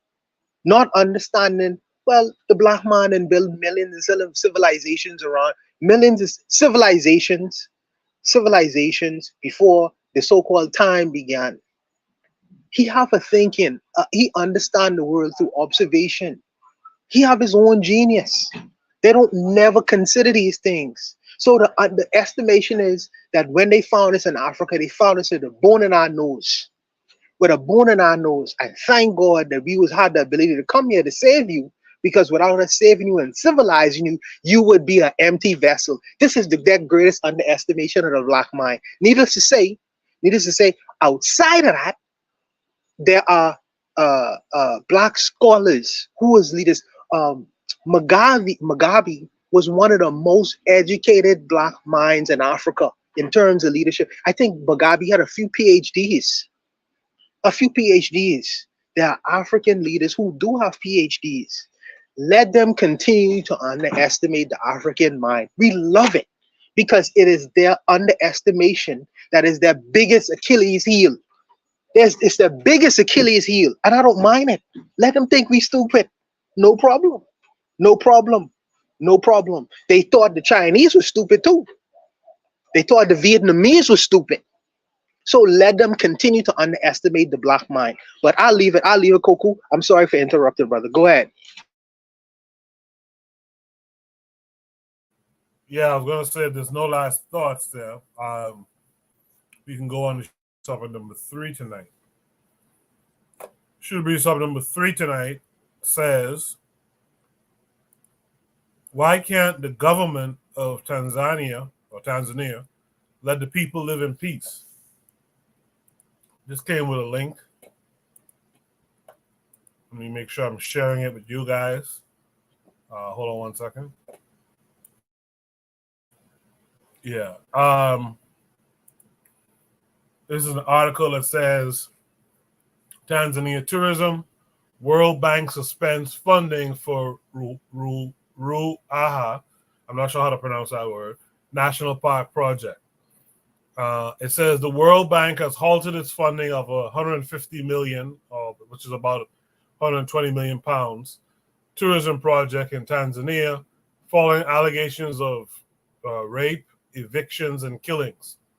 The Ruaha National Park was reportedly meant to double in size as part of the project, but critics says the expansion has led to widespread abuses. The bank began investigating last year after it was accused of complicity in the abuses.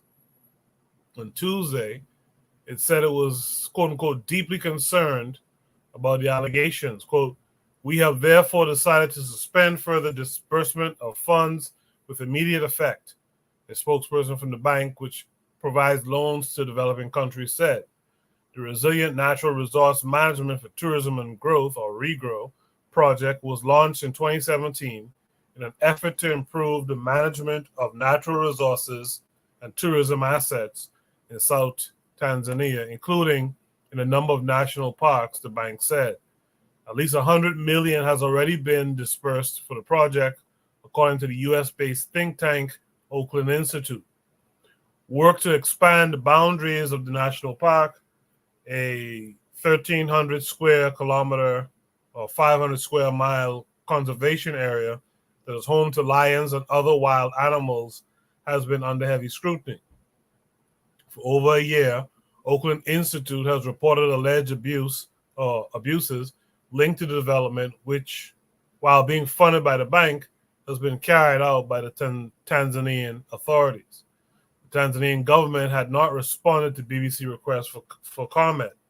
Last September, Oakland Institute said its research team had interviewed several villagers who alleged they were raped by rangers funded by ReGrow. In its publication, Oakland Institute also pointed to reports that a Tanzanian MP, or Minister of Parliament, and a community organization that rangers had allegedly killed villagers. The think tank said government agencies had seized cattle en masse in a bid to force villagers off their land, and that the Tanzanian government blatantly violated the bank's procedures by planning to evict villagers without a formal plan to resettle them. The bank had turned a blind eye to the horrific abuses unleashed onto the community, the report alleged. The following month, the bank announced an investigation into the allegations. After the bank announced it was suspending its funding of ReGrow on Tuesday, executive director of Oakland Institute said the long overdue decision was a crucial step towards accountability and justice. Quote, it sends a resounding message to the Tanzanian government that there are consequences for its rampant rights abuses taking place across the country to boost tourism. The think tank said villagers who had been victims of gross human rights violations should now receive adequate and prompt reparations. It also said the bank must prevent the forced evictions of other villagers. The bank said it had robust policies in place to prevent any potential harmful impacts, and that it would continue to work with the authorities and the local communities to ensure all Black-supported projects protect and improve the lives of Tanzanians. Allegations of abuse are not limited to tourism projects in the South. In recent years, groups like Amnesty International and Human Rights Watch have accused the government of forcibly evicting thousands of Tanzanians from the Maasai ethnic group in order to develop a game reserve in the North region. The government has previously denied the allegations. So that's the article from the BBC News. Tanzania Tourism, World Bank for National Park Project. Should be topic number 5. Says, why can't the government of Tanzania let the people live in peace? Let me mix it up and start with Bwana on this one. Bwana, what say you? Well, I think that this is this is only specialty. This is only should specialize in this because he's living in a situation, so he probably would know better, way better than I would. In terms of the only thing I know about Tanzania is Nyerere, and what Nyerere would have done back in the day. So this is not my specialty, Koku. I'll defer to Oni's expertise because he is closer to the situation than I am. So I'll defer to him. All right, with that said, let's go to Oni. Oni, what say you? Well, I mean, I'm just as close as you guys. I ain't never been to no Ruaha. I mean, it just sounds like, and that's the thing about the world, man. Like the world is not,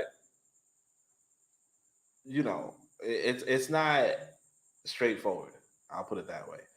or the quote, and I only do this because J. Rogers did, but to quote Shakespeare, I think it's a ratio. There are more things in heaven and earth that are in your philosophies. You know what I mean? Um, I never heard of this at all, but it just sounds like maybe these people were paying people to expand a park, and it was expanding on another population, and that population was being assaulted and attacked in order to move. One of the things we don't take into account is again, we gotta, like I said, we talk about technologies around the world, right? One of the technologies that America had for since its inception was this idea of eminent domain, right? Eminent domain comes about because once upon a time, the Europeans, the European colonists, were fleeing uh, England, or wherever they were fleeing, Dutch, whatever, but mostly England, because the king had unchecked powers. The executive branch had unchecked powers. They could seize your land and not compensate you. Okay, so the Americans developed this technology, which is eminent domain, which is this idea that the government cannot seize your land unless it compensates you. However, that technology is pretty unique to America. Now, it's a good technology, right? But it's pretty unique. So it might be that it doesn't exist in Tanzania, where in fact, realistically, the government can just seize your land and not compensate you. I don't know. That's probably something I should know since I have one there. But I don't really know. Either way, though, it sounds like like if we're to believe the stories, and that's BBC News, who knows, right? It sounds like people were getting their land seized, and that was a violation of international law, right? But not necessarily a local law. But I don't really have much else to say outside of why can't the government let the people live in peace? I mean, it sounded like this was an opportunity for them to expand a park that was generating some revenue, as opposed to a village that wasn't generating revenue, and the government took that chance. But this is the thing that we have to realize, that when we're talking about, why don't you build a refinery, why don't you build an airport, why don't you build a train, a railway, what and so forth, you're talking about eminent domain. You're talking about a country. You're basically saying the same thing as, why don't you build a national park? In the sense of, you're talking about a country taking the initiative to expand the economy at the expense of somebody else's land, right, or somebody else's livelihood, for the greater good. And and another thing that you realize is that a lot of times people are not thinking in the ways of us, who are highly technologized in America, and they might be thinking in the ways of what they know and love, what they know and respect. Because I remember when I was in Ghana, like 2 years ago, I don't know, but when I was in Ghana, I was watching the news, and people were saying, well, what the government needs to focus on is expanding that Nkrumah memorial site, because that could generate tourism. And I'm just thinking to myself, who the fuck is coming to Ghana to see Nkrumah's memorial site? But people seriously sitting up talking about expanding tourism by improving this little rinky-dink memorial site, pouring money into that. So not everybody's going to have, even if everybody has the same goal, not everybody has the same method towards that goal. And that's really where this manifests. So, the same way that we want people to build a refinery, and we agree with the refinery because we're in heavily oil countries, right? Where oil is expensive, and we can sell oil for good to like we in the West would love to buy oil for cheap, right? Now here in Tanzania, I'll be honest with you guys, as far as I can tell, the oil is stupid cheap. Okay, the oil is stupid cheap. So they don't really see oil as a high profit. But on the other hand, you have this and by cheap I mean like $1. You know what I mean? Like $1 a gallon type shit. I don't know. I mean, I can't tell, but it looks like $1 a gallon. But what I'm saying is that you have people who are like, hey, look, we can improve our economy by getting more tourists, and even that is going to take from other people. So you're always doing a calculus when you're at the top, and you always have to factor in these things. And then of course it becomes, well, if you're the leadership in Tanzania, how technologically advanced are you?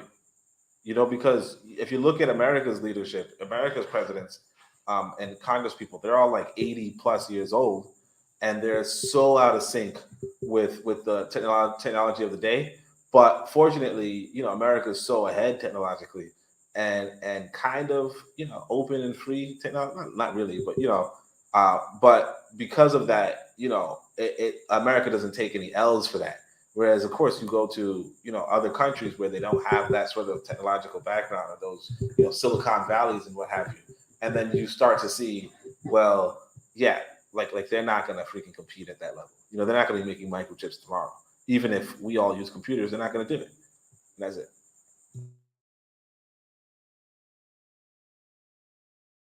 I appreciate that. Only Real Black Gentleman, what say you?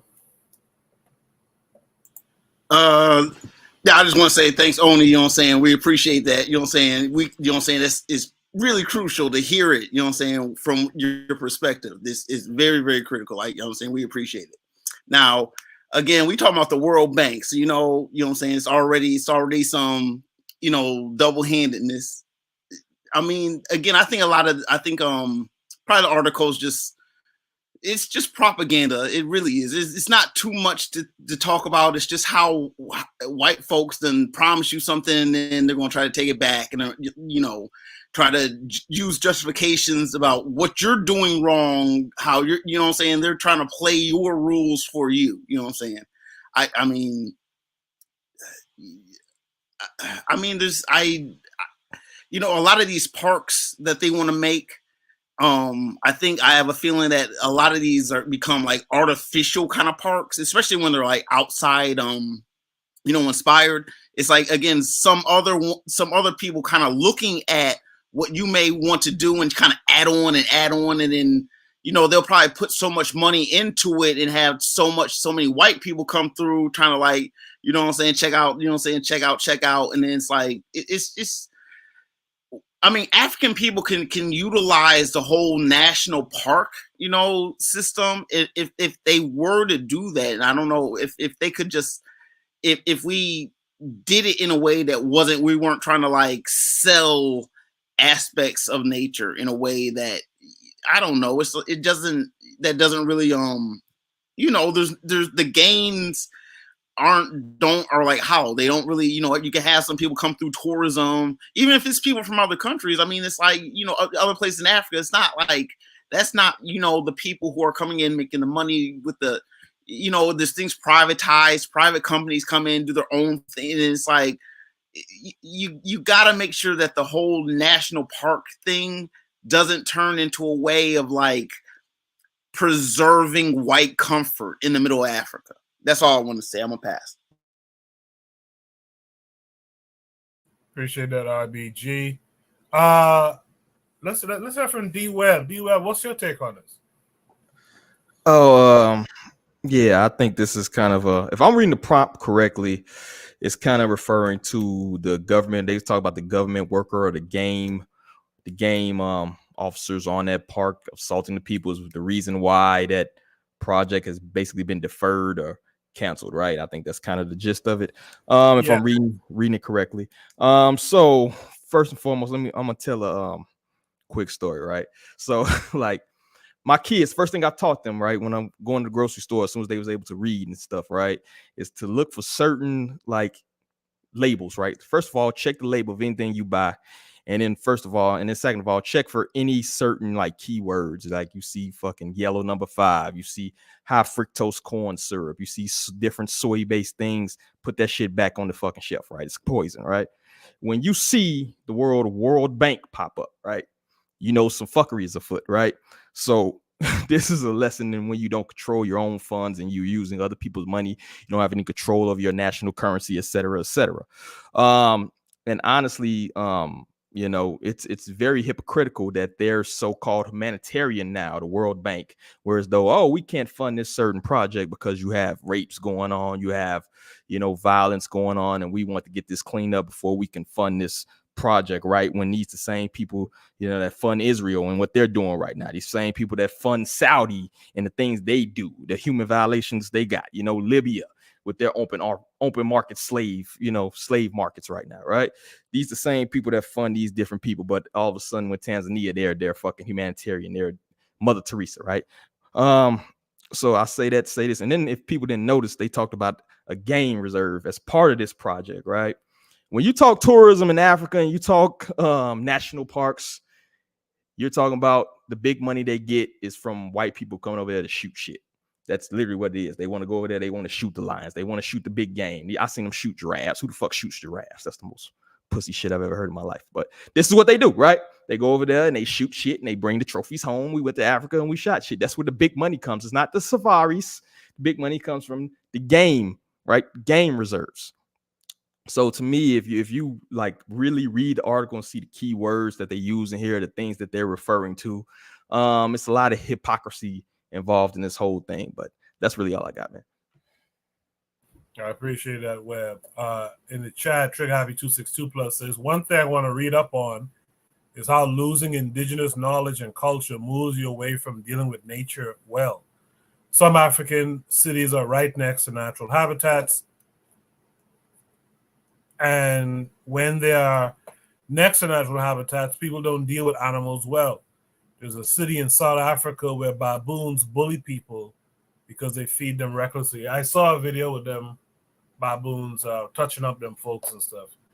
With that said, let's go to Black Steel, who's heard everything everyone had to say. What say you to all of it? Well, first of all, thank you, Koku, for reading all that. Appreciate you doing that.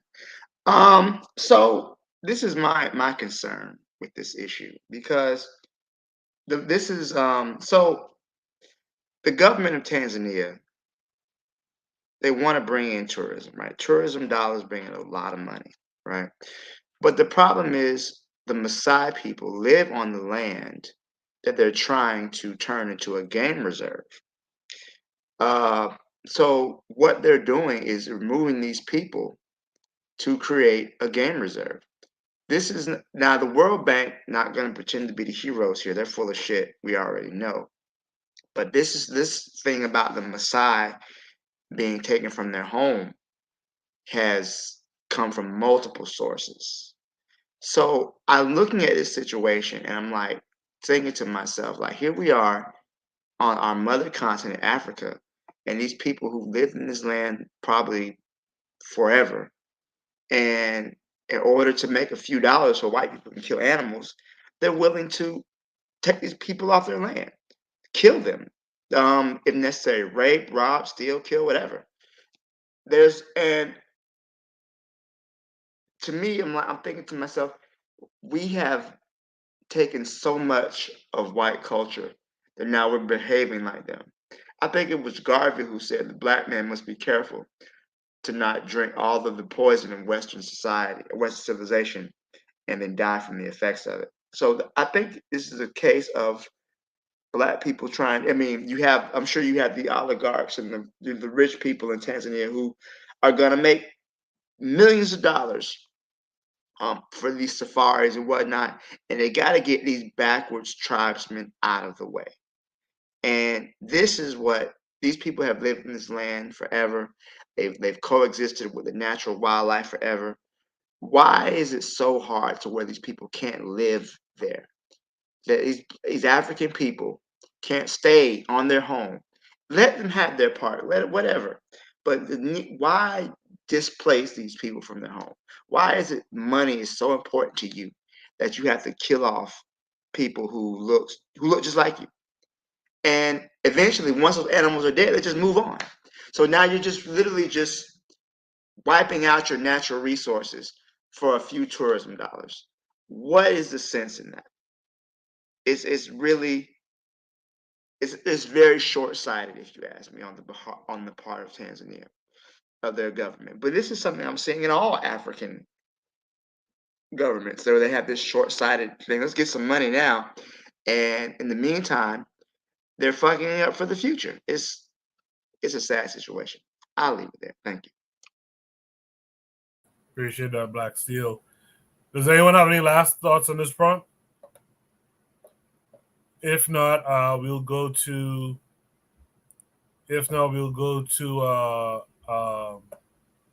Shoot the Breeze topic number 4 tonight. I know Webb has to jet, so I appreciate Webb coming through. I know the wait was a little long between prompts, but thanks for coming through and adding your thoughts tonight. We appreciate you as always. We didn't get to hear from you, Webb, as when you guys will be live again. So if you're in the chat, just drop the next time you guys are going to be live. That'll be great. I'll read it on air. Should be topic number 4 says, is this how Nigerian government works? So this takes us to Twitter. As a post by Dan Bello, he says the trifecta of Nigerian problems. It's a little a minute. I'll play it twice.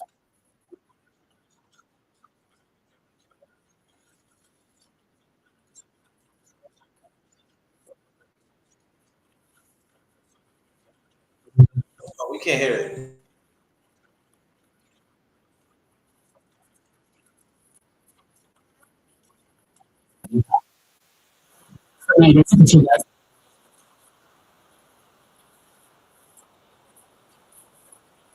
I can't hear any sound.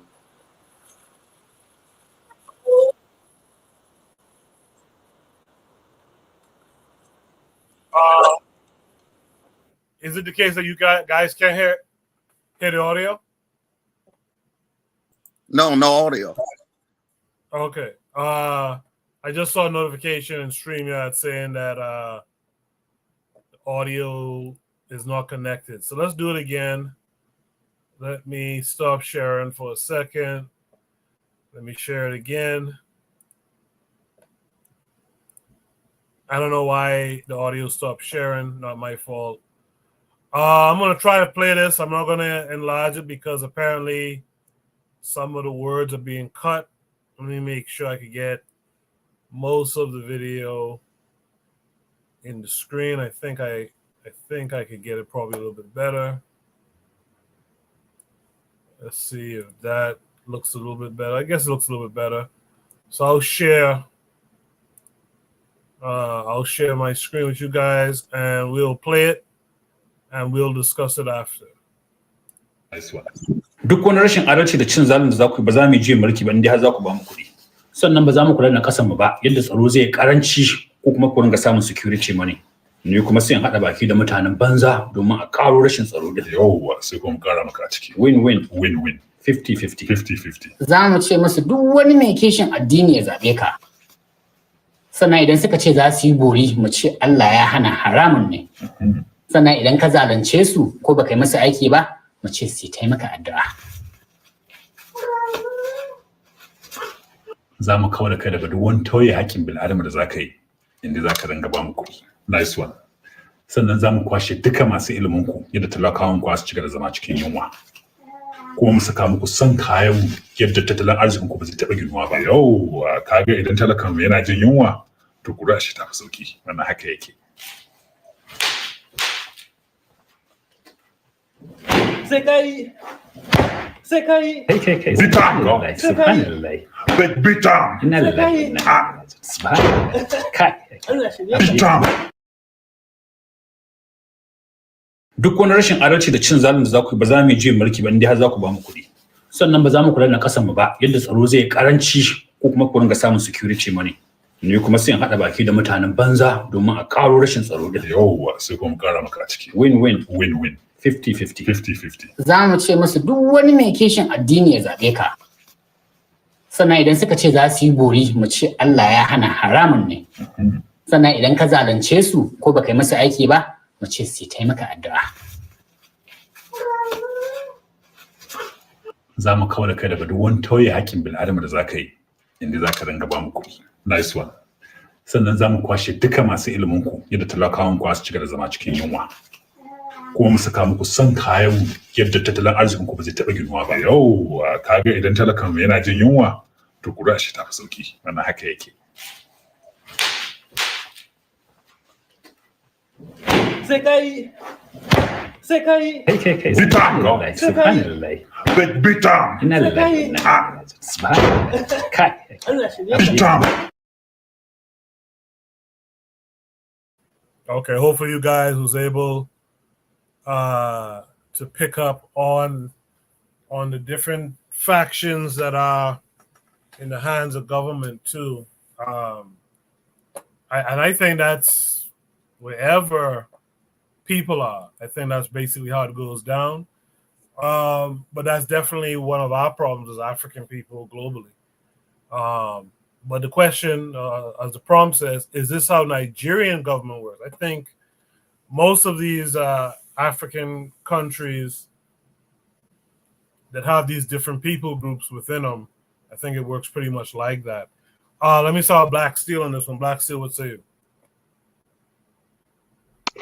Yikes. I'm assuming this is part of the way Nigeria does work, because I know Nigeria has a big problem with corruption, right?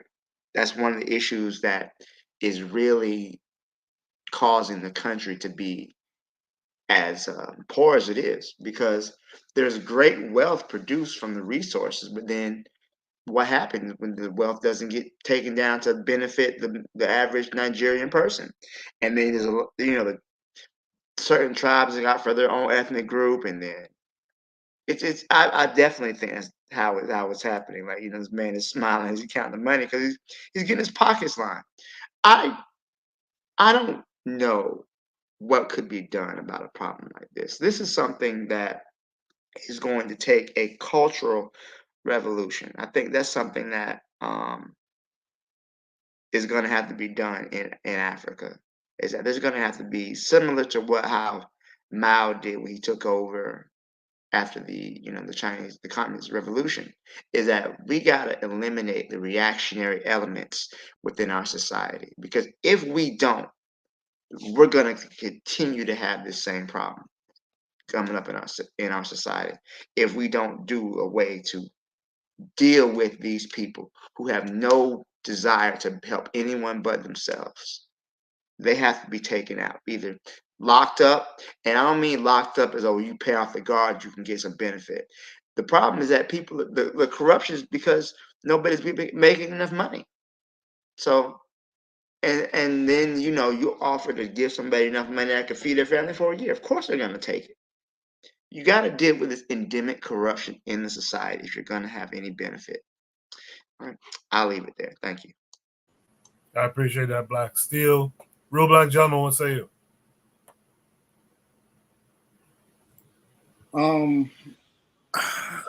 I'm sorry, I kind of stepped away for a second. I mean, he has a okay, is that supposed to represent like how I'm sorry, I kind of miss it. I'm just watching it right now. All right, I'll go to that seems about accurate. It seems pretty corporal how they handle things. People just like kind of get beat, and just kind of like the people look at it as a spectacle. I mean, I don't know. I mean, I really wish Nigeria wasn't run the way it was. I understand a lot of what's going on with Nigeria. It's intentionally divided. Like when Nigeria was founded, the British put a lot of stock in the people in the north, just cause for whatever reason. They made the northerners, they hadn't, even to this day, Britain has this fixation with Arabism and Lawrence of Arabia type stuff. They favor the north. So, I mean, the Yorubas, the Idos, the tribes in the south, they didn't get to play.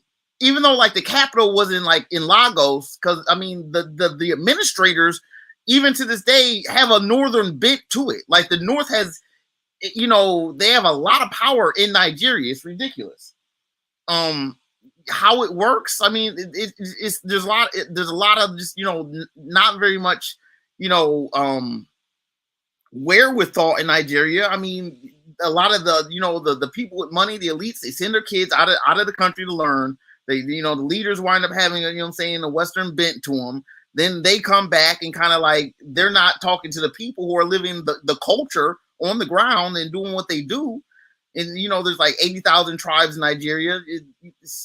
Nigeria was never meant to be as it is. I mean, even you can sit there and try to like draw it out and say, "Ooh, that's a nice sized country." Ooh, but it's just, you know, when you have people and you have a lot of different people, sometimes you just have small countries and you have big countries.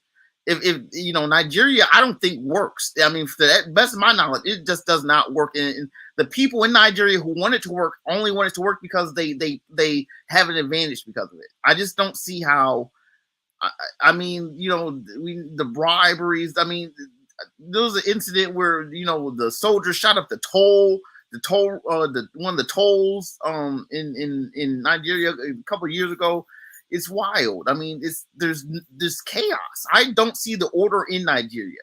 I think the best thing for it, I think it's too much for any administrator to handle in when you see Nigeria, like what capacity do they have to manage all of those people? I would say it's just best to again, like the people, too many people want to let Nigeria dissolve into, again, it's a slippery slope, but I mean, I would say you could naturally do two countries if you just like split it down the rivers.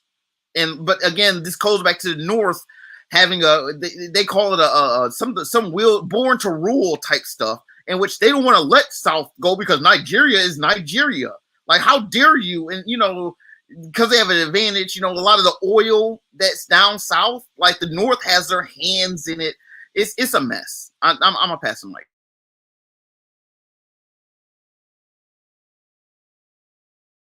I appreciate that, RBG. I had a problem finding the mute button.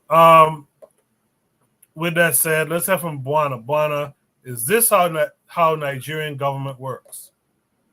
Yes, this is how Nigerian government works. Why? Because the Nigerian government is a Western modeled government. The Nigerian government was created by Lord Lugard and his ilk from the Westminster system and style of government. It's almost as if you take off an African robe and you are put on a European robe and trying to function. It's almost like you ever see a bear. You ever see a bear at a circus? And a bear at a circus, they put a human hat on a bear and try to make it like ride on a bicycle, do human actions. And then the bear one day starts biting and trying to beat up on the human beings. It's like you are trying to ask an African nation or a nation of African people who's been there for centuries before the European colonization came in to act as if they are Europeans or a European style government or governance. Of course it's going to devolve into madness. Of course it is. Because these countries are not African governments. They are European governments installed in an African context. Of course it's not going to work. Of course it's going to be ineffective because it's not being created by the minds of the people who've been living on that ground for centuries. This is the problem of colonization.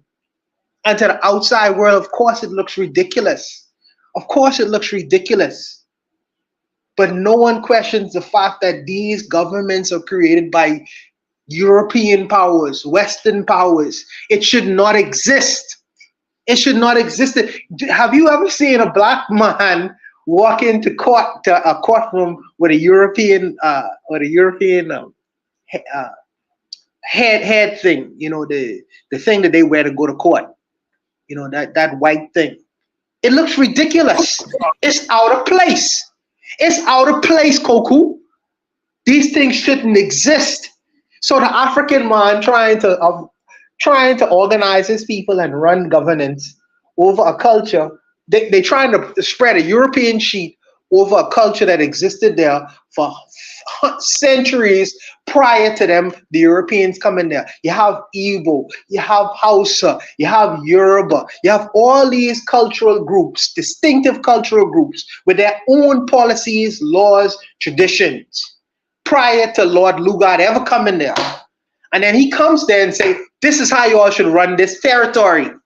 We're going to take out the territorial lines. We're going to create this idea called Nigeria, nigger area, and say, y'all a country now, function. Of course it's going to devolve into madness.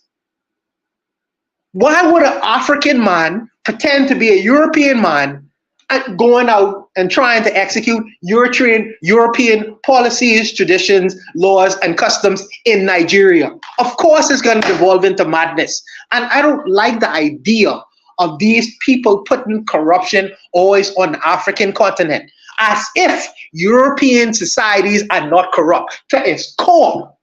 You have you have now the police officer. I don't even want to talk about the innumerable amount of court cases that get swept under the rug when police officers go out and murder black men and women on the streets of America, and it gets swept under. Is that not corruption? We ain't even going into what the American politician or the European politician, the English politician, the Canadian politician does on a daily basis. That's really, we ain't even could get into the corruption that they get into. But they live with the African continent with corruption. Everything what the African governments do is corrupt, but nothing what they do is corrupt. Give me a break. Give me a break. We learned corruption from the Europeans. You know what they used to say about the Africans prior to the Europeans coming there? They say that there was a man called Ibn Battuta. Ibn Battuta, when he used to go throughout he was an Islamic scholar person. He used to go and investigate the world. He was an explorer. He said that you could leave an item out in the open in Africa and leave to go to the so-called call of prayer, and by the time you come back, you will find that same item there. The mindset of Africans is not corrupt. Where do we get these ideas and ideologies from? Where do we get these? We get it from somewhere, and there's blame to be placed on specific people. Now, I believe as adults, that we should grow into the tradition of taking responsibility for our own actions. But we learn these customs from other places. These are foreign customs that they put on the black man and say, y'all are corrupt because this is what y'all do. Nigeria is a group of different African kingdoms coming together to formulate this country called Nigeria. But prior to that, they were distinctive and apart from one another. So, like I say, of course, it's going to devolve into madness. But we are not the author of this madness, because the mindset is that these black people can't run the governments for themselves. It's some of these elites who are trying to create a narrative in the world that we are going to function under the rubric or umbrella of a so-called Nigerian government, nigger area government. But the reality is these are distinctive groups of people coming together. We need to really create an African government. Nigeria is not an African government, you know. I can say that again. Nigeria is not an African government. These are African people coming together. But Nigeria, the term itself wasn't even created by the black people who actually lived there. So why are we getting this label of corruption put on us? Come on, man. Come on, man. I think that black people should look a little bit deeper beneath the surface of things and understand what's actually going on. There's a reason why the people that was trying to separate and create a nation state called Biafra, by the way. It's a joke. It's a joke, you know, but it'll continue to exist like this until some black people develop balls and say, we are going to define ourselves as African people, and we can have African laws and traditions and customs, and we're going to create this narrative within it. We're going to do away with the Berlin Conference idea of what Africa is supposed to be, and we're going to create our own narrative. Then you will see an actual African government. But right now, what you see functioning is a European-style government functioning in a black continent. Of course it's going to be backwards. Of course it's going to be backwards. And it'll never equate to something that should be functional, because if the foundation is bad, the rest of the house will continue to be bad. But don't put no label of corruption on us, because we didn't start from corruption. They start from corruption. And they continue in their corruption and spreading their corruption around the world. But when they look at the black man, all they can see is corrupt government. Don't give me that label, brother. Don't give me that label. Keep that label for yourself, because the last time I checked, the black man been in prison. You see these situations where the black man been in prison in the West for 50 and 60 years, come to find out he ain't never commit the crime. Because the prosecutor and the judge and the whole judicial system collude together to lock the black man up solely because he black, with no evidence. With no evidence. You talk about corruption. But I am ranting right now. I go on way, of course. I'm sorry, Koku. I'm getting into another whole thing. I apologize. You know, Koku, you could go and go to the other person. But I'm sorry. I'm done. I'm done, Koku. No, good stuff. Good stuff. Trigger Happy 262 Plus in the chat says, sorry.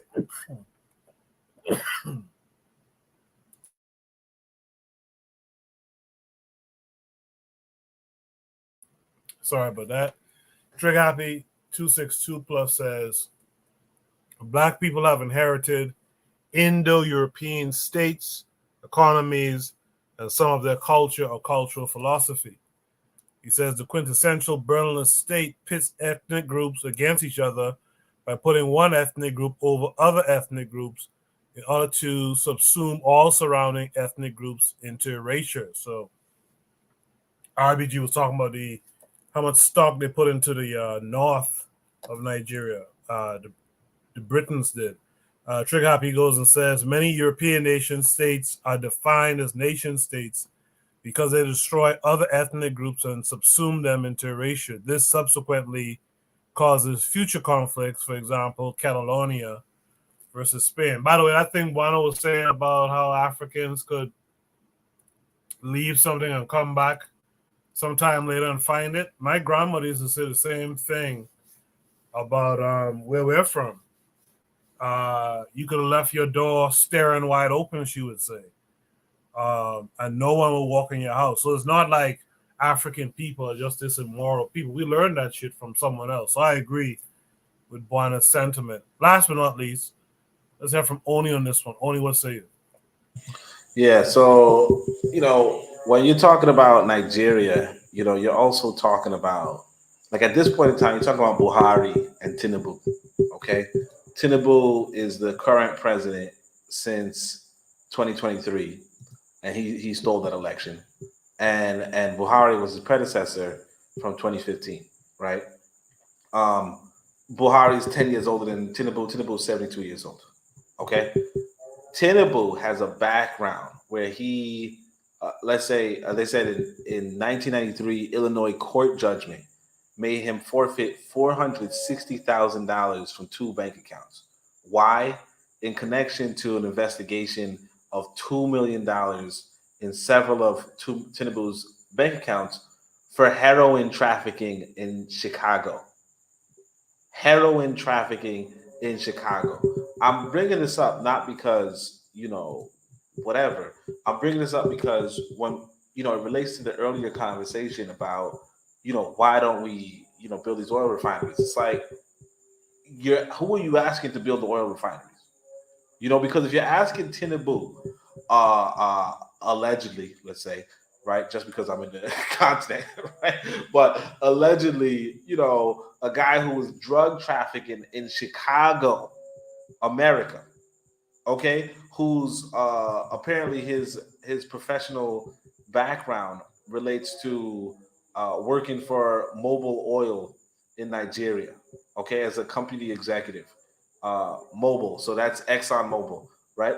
This guy, you expect him to build a refinery for the people, or do you expect him to pay the military, pay the church, pay the Westerners, and pay himself? You know, because again, when you drug trafficking in Chicago, okay, that's a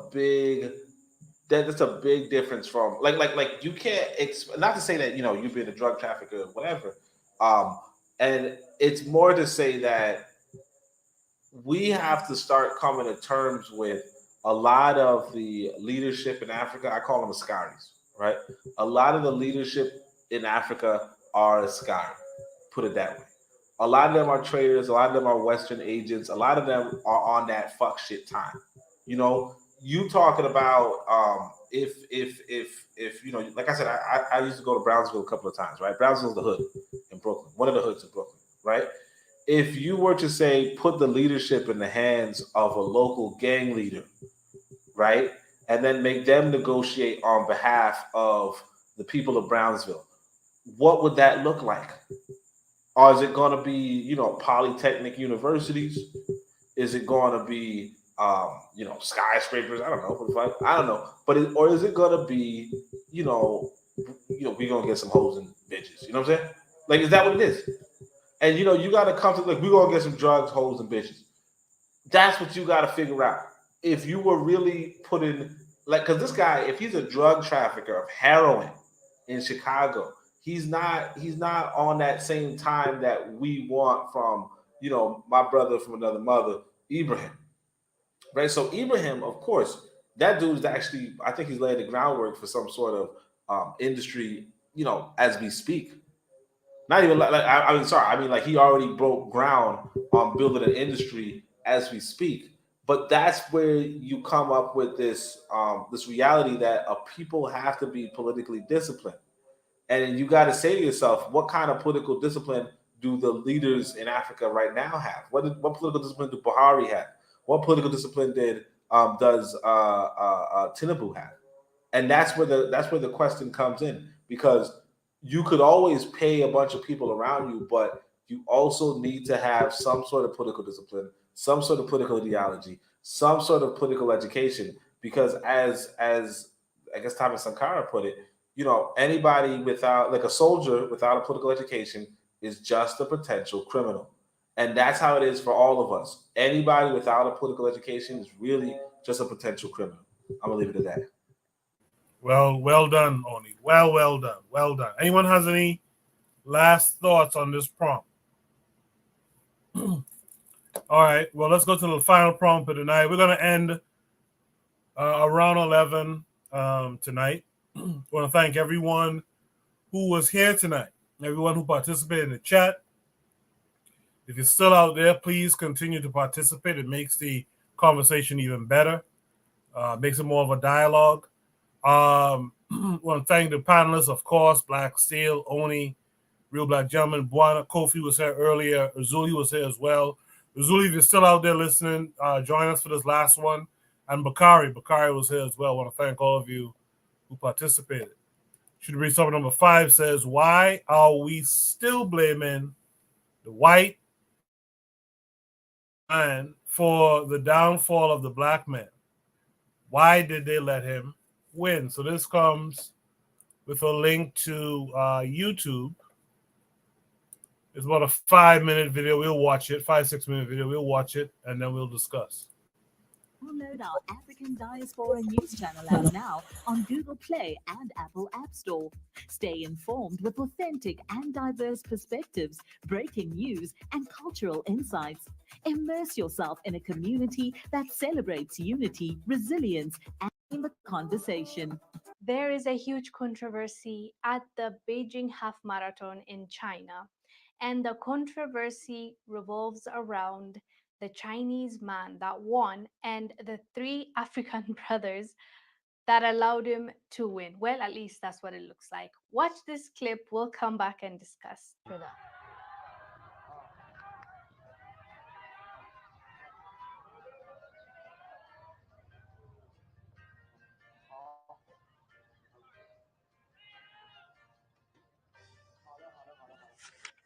差不多1小时4分左右的水平。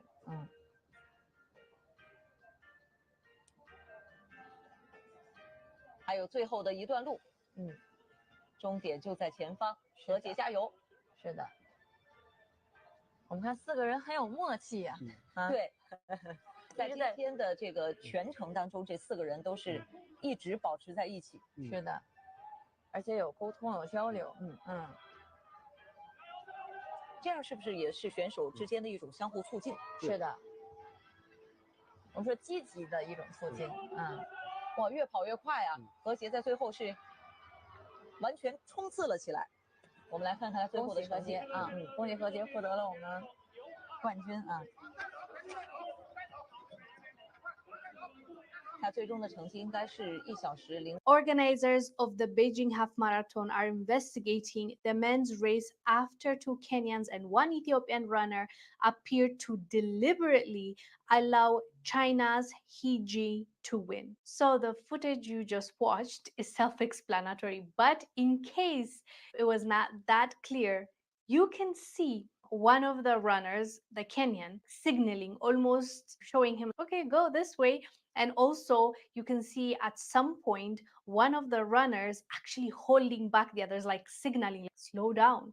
And the poor Chinese man is trying his best. Have you seen his face? He is in a lot of pain. He is so tired. I want to show you a picture as I'm saying this so you can actually see what's going on. 3 of them, 2 Kenyan brothers and 1 Ethiopian runner, you can see their face. It looks like they're just jogging, right? But the Chinese runner, he is in tears. He is in a lot of pain and he's doing his best. That is what the picture shows and the video as well. That's what it suggests. And from their signaling and from them slowing down, it looks like they allowed him to win. Now, why did they allow him to win? We don't know. They're investigating and we have to guess it's 1 or 2 things, right? Either they were promised money or someone threatened them. It's one of the 2, because why in the world would they allow this man to win? As you know, in the world, in long distance running, Ethiopians and Kenyans are undefeated. Usually the competition is between the 2, or sometimes another East African country might join in and get in the top 3, but it rarely happens because that's what we're good at. That's what we're known for, basically. And for this Chinese man to win, first of all, it's suspicious on its own, but to actually watch the video and see how he won, it just can be 1 or 2 things, as I said. But they said they're investigating. Some Chinese people I've seen on social media were even calling this out and saying this is embarrassing for our country. Why did we even go down this road? Because it's kind of clear what's really happening here. There's no way this man lost to this Chinese man. There is not a drop of sweat on them. They're just casually jogging as they're like, oh my God, can you just move along so we can come behind you? You can tell in the video, at least, it looks like they are working so hard, forcing themselves to slow down because it was that easy for them. But him, he tried his best. He ran, even with the help that he was given, it looks like he barely made it. And at the finish line, if you've noticed, he just collapses. He's so tired. He goes down to the ground, but the others, the 3 of them, are just jogging, patting him on the back, saying, you did well, good job. And they're just walking away from the run. So yeah, that's why there was a huge controversy behind this half marathon in China. And currently they're saying that they're investigating. We'll keep you updated what they find out. But yeah, our brothers probably said, you know, it's not like we get money anyways. We might as well tap into this and get money off of it, which is not right because this is corruption at the end of the day. But that's our guess. But we will wait and see what the investigation concludes. Anyways. Interesting story.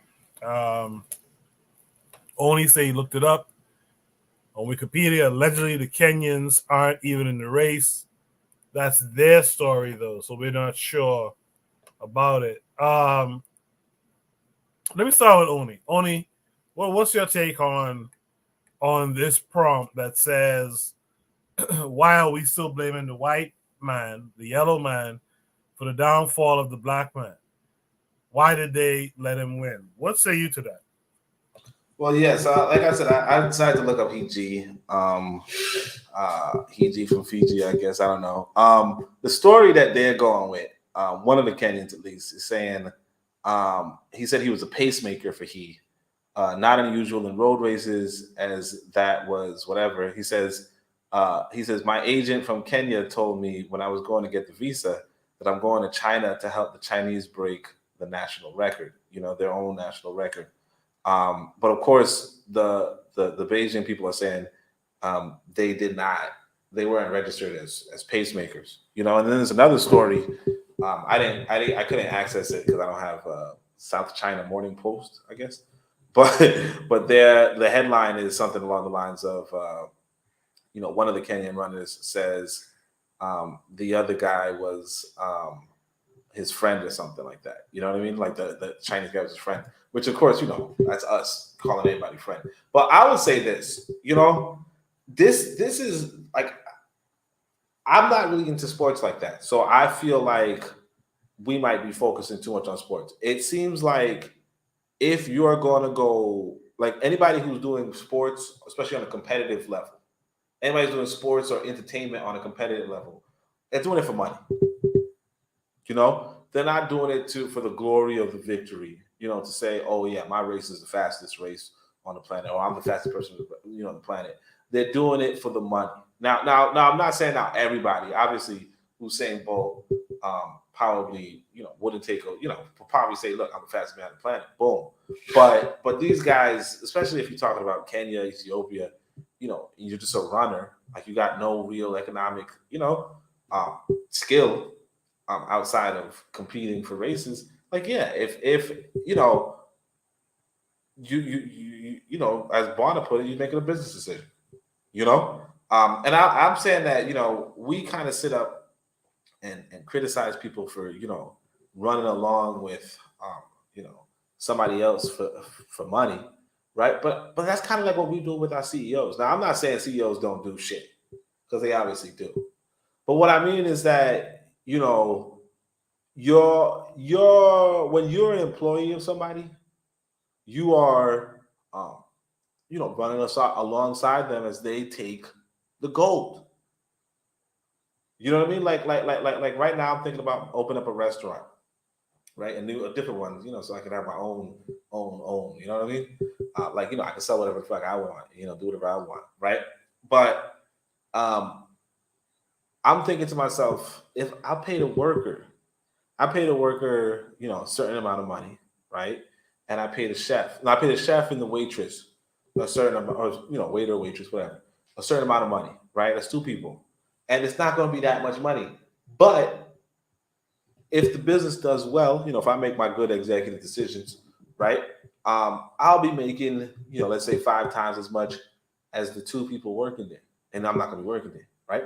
I'm saying that to say that they're going to be like these Kenyans and Ethiopians who say, hey, look, we'll help you along. We'll be the pacemakers. We'll help you along. We'll cook your meal. We'll engage your customers. And then you get the gold. Now, of course, I think it's fair because I'm going to be the one buying all the equipment. I'm going to be the one renting the space. You know what I mean? I'm going to be doing all that shit. I'm going to buy the stove. I'm going to buy the fridge. I'm going to organize the menu. I'm going to do this. Get the right cut of meat and all that type of shit. But my point is that all of us do that with our employees, Sorry, all of us do that with our employers. And so yeah, if you're running for money, and so if it's the chance that when you get the gold medal, you get $50 in a handshake, but if you let the Chinese boy win, you get $5,000 and whatever, take the $5,000. Because like what else are you gonna do? You get the $50 and then what? You can't even get back to Kenya with that shit. That's it.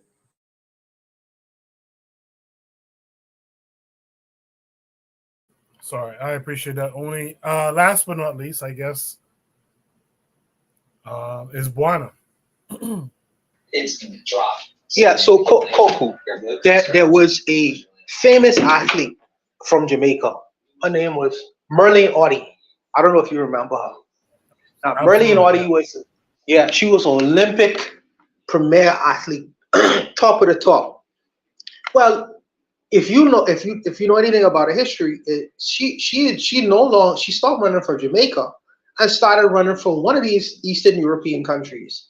She made a business decision because Jamaica, the country, wasn't really effectively paying her the money that Eastern European country is paying her.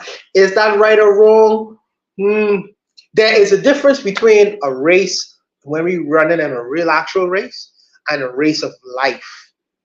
Now, if I ask myself, if I let this Chinese guy win, the Chinese government is gonna lace me with maybe a house, maybe a substantial amount of money, these kinds of other things, and to let this guy win. This is a race. I run for a living. This one race. I'm in Beijing. I make him look good.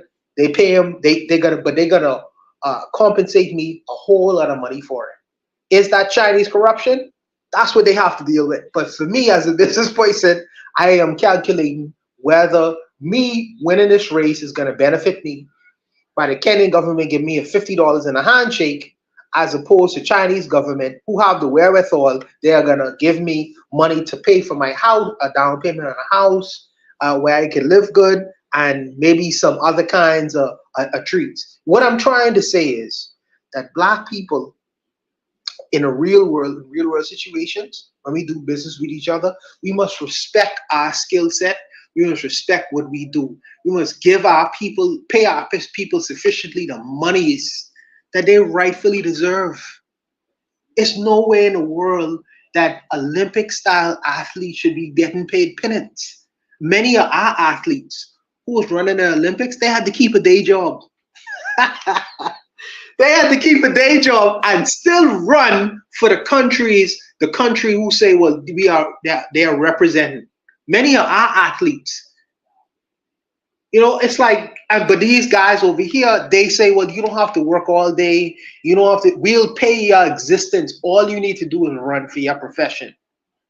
I think that we as a community, we need to take an interest into the different talents that we have and be willing to pay people for the different talents that we have, not shortcut them, because we don't consider it to be an important thing or important feature within our communities. Within our communities, we should pay our people.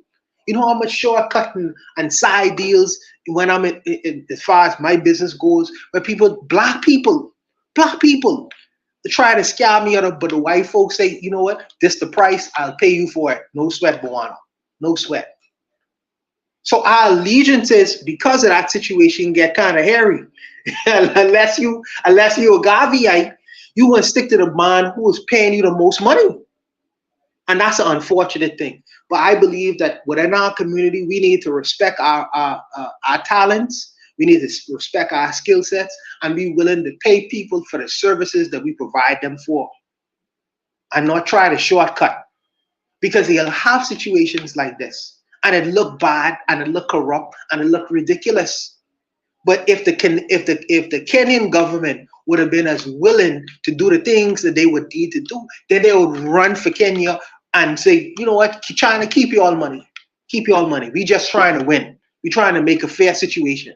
But if you give me $50 in a handshake, what you think? How come? Then the brothers from Kenya and Ethiopia gonna start making business decisions.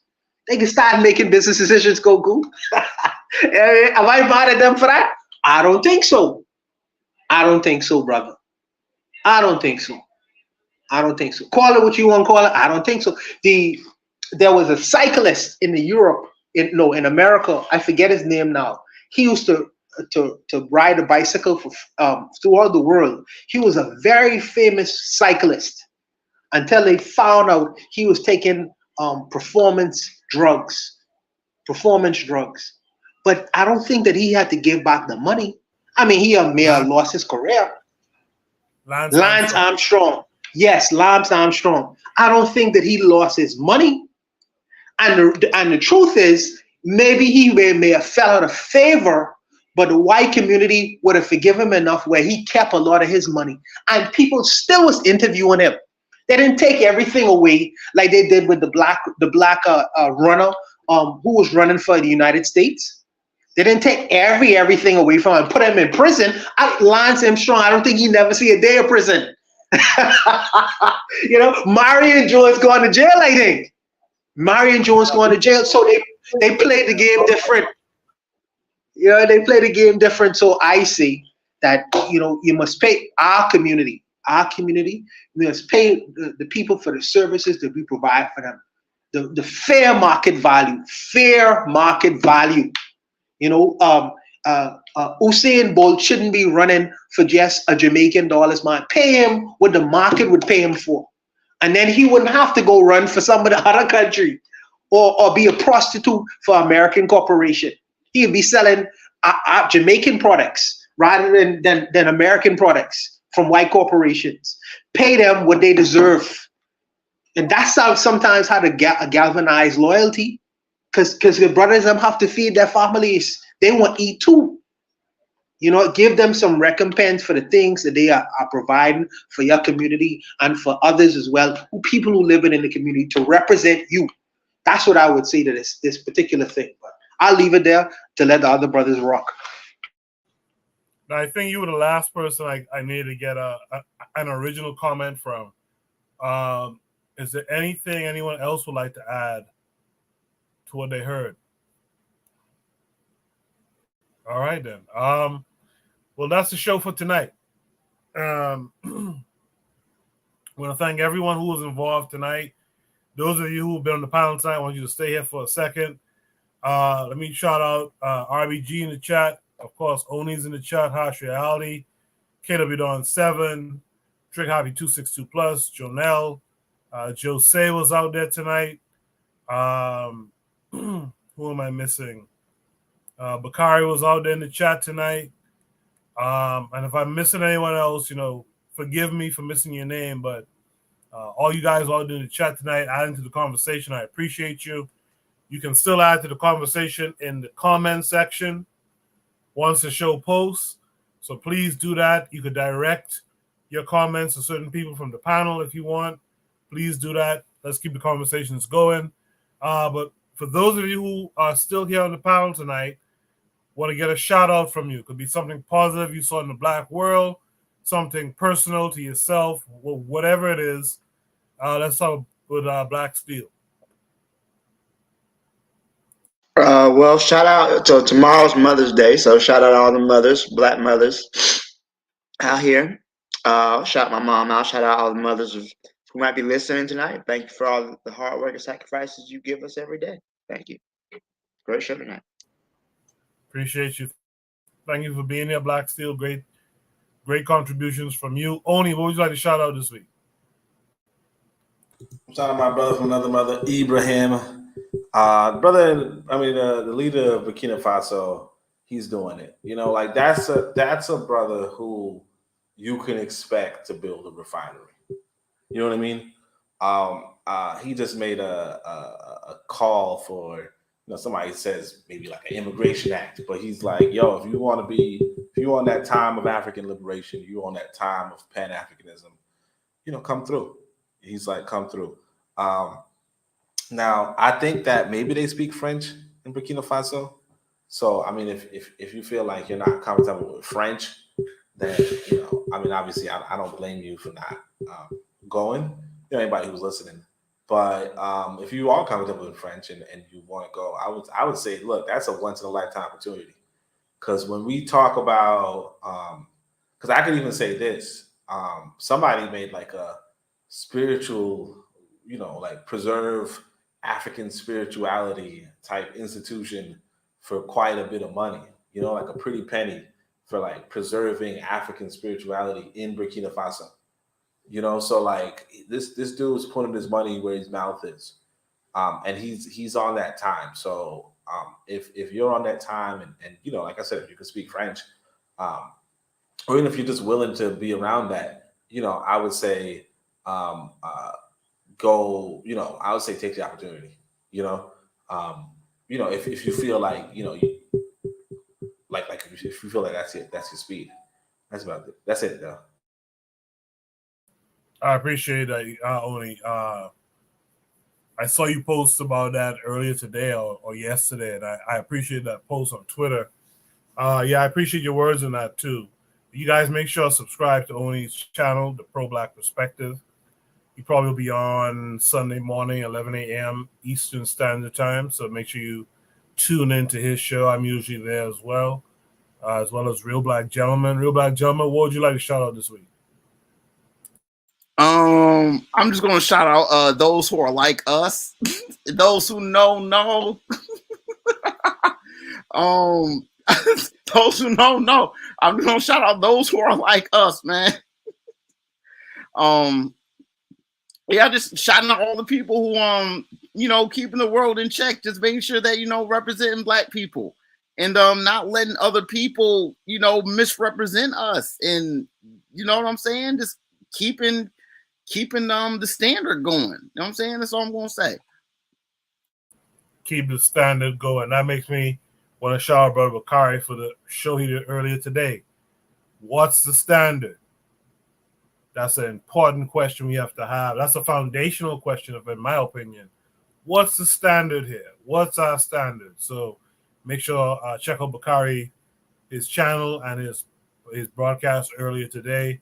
Last but not least, let's get Buana. Buana, what would you like to shout out this week?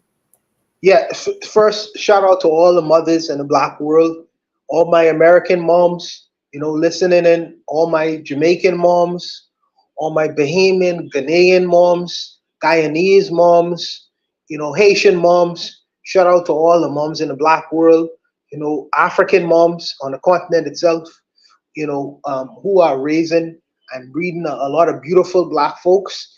You know, we love you all. Bawana loves you all day long. No matter what no one says, you know, y'all keep on doing a yeoman's job, and we gonna make it. We're gonna make it in this world, and we're gonna show you all your efforts have not been in vain. You know, we're gonna show you all the mothers out there. We love you all. Shout out to my brother Koku for raising another generation of scholars and putting that out there in the world. You know, we know that situation will be successful. You know, so shout out to him and his endeavors in pouring into that scenario and producing another generation of scholars and scholarship. And also, I would like to say that remember the brothers and sisters, remember Koku in your thoughts in terms of making your contributions to him. Remember the matron in your thoughts and making your contributions to her. People who are trying to work little by little by little. You know, little by little by little, the jug gets full. Little by little, you can eat a whole elephant, bite by bite by bite. It don't take, you know, one bite. It should take 100 different bites that'll eat a big elephant. So sometimes that's how it have to work. But shout out to everyone on the panel who's given great contributions tonight, and we'll see you all next week. Absolutely. On that note, I'll talk to you guys next week. In the meantime, you guys be good. Peace.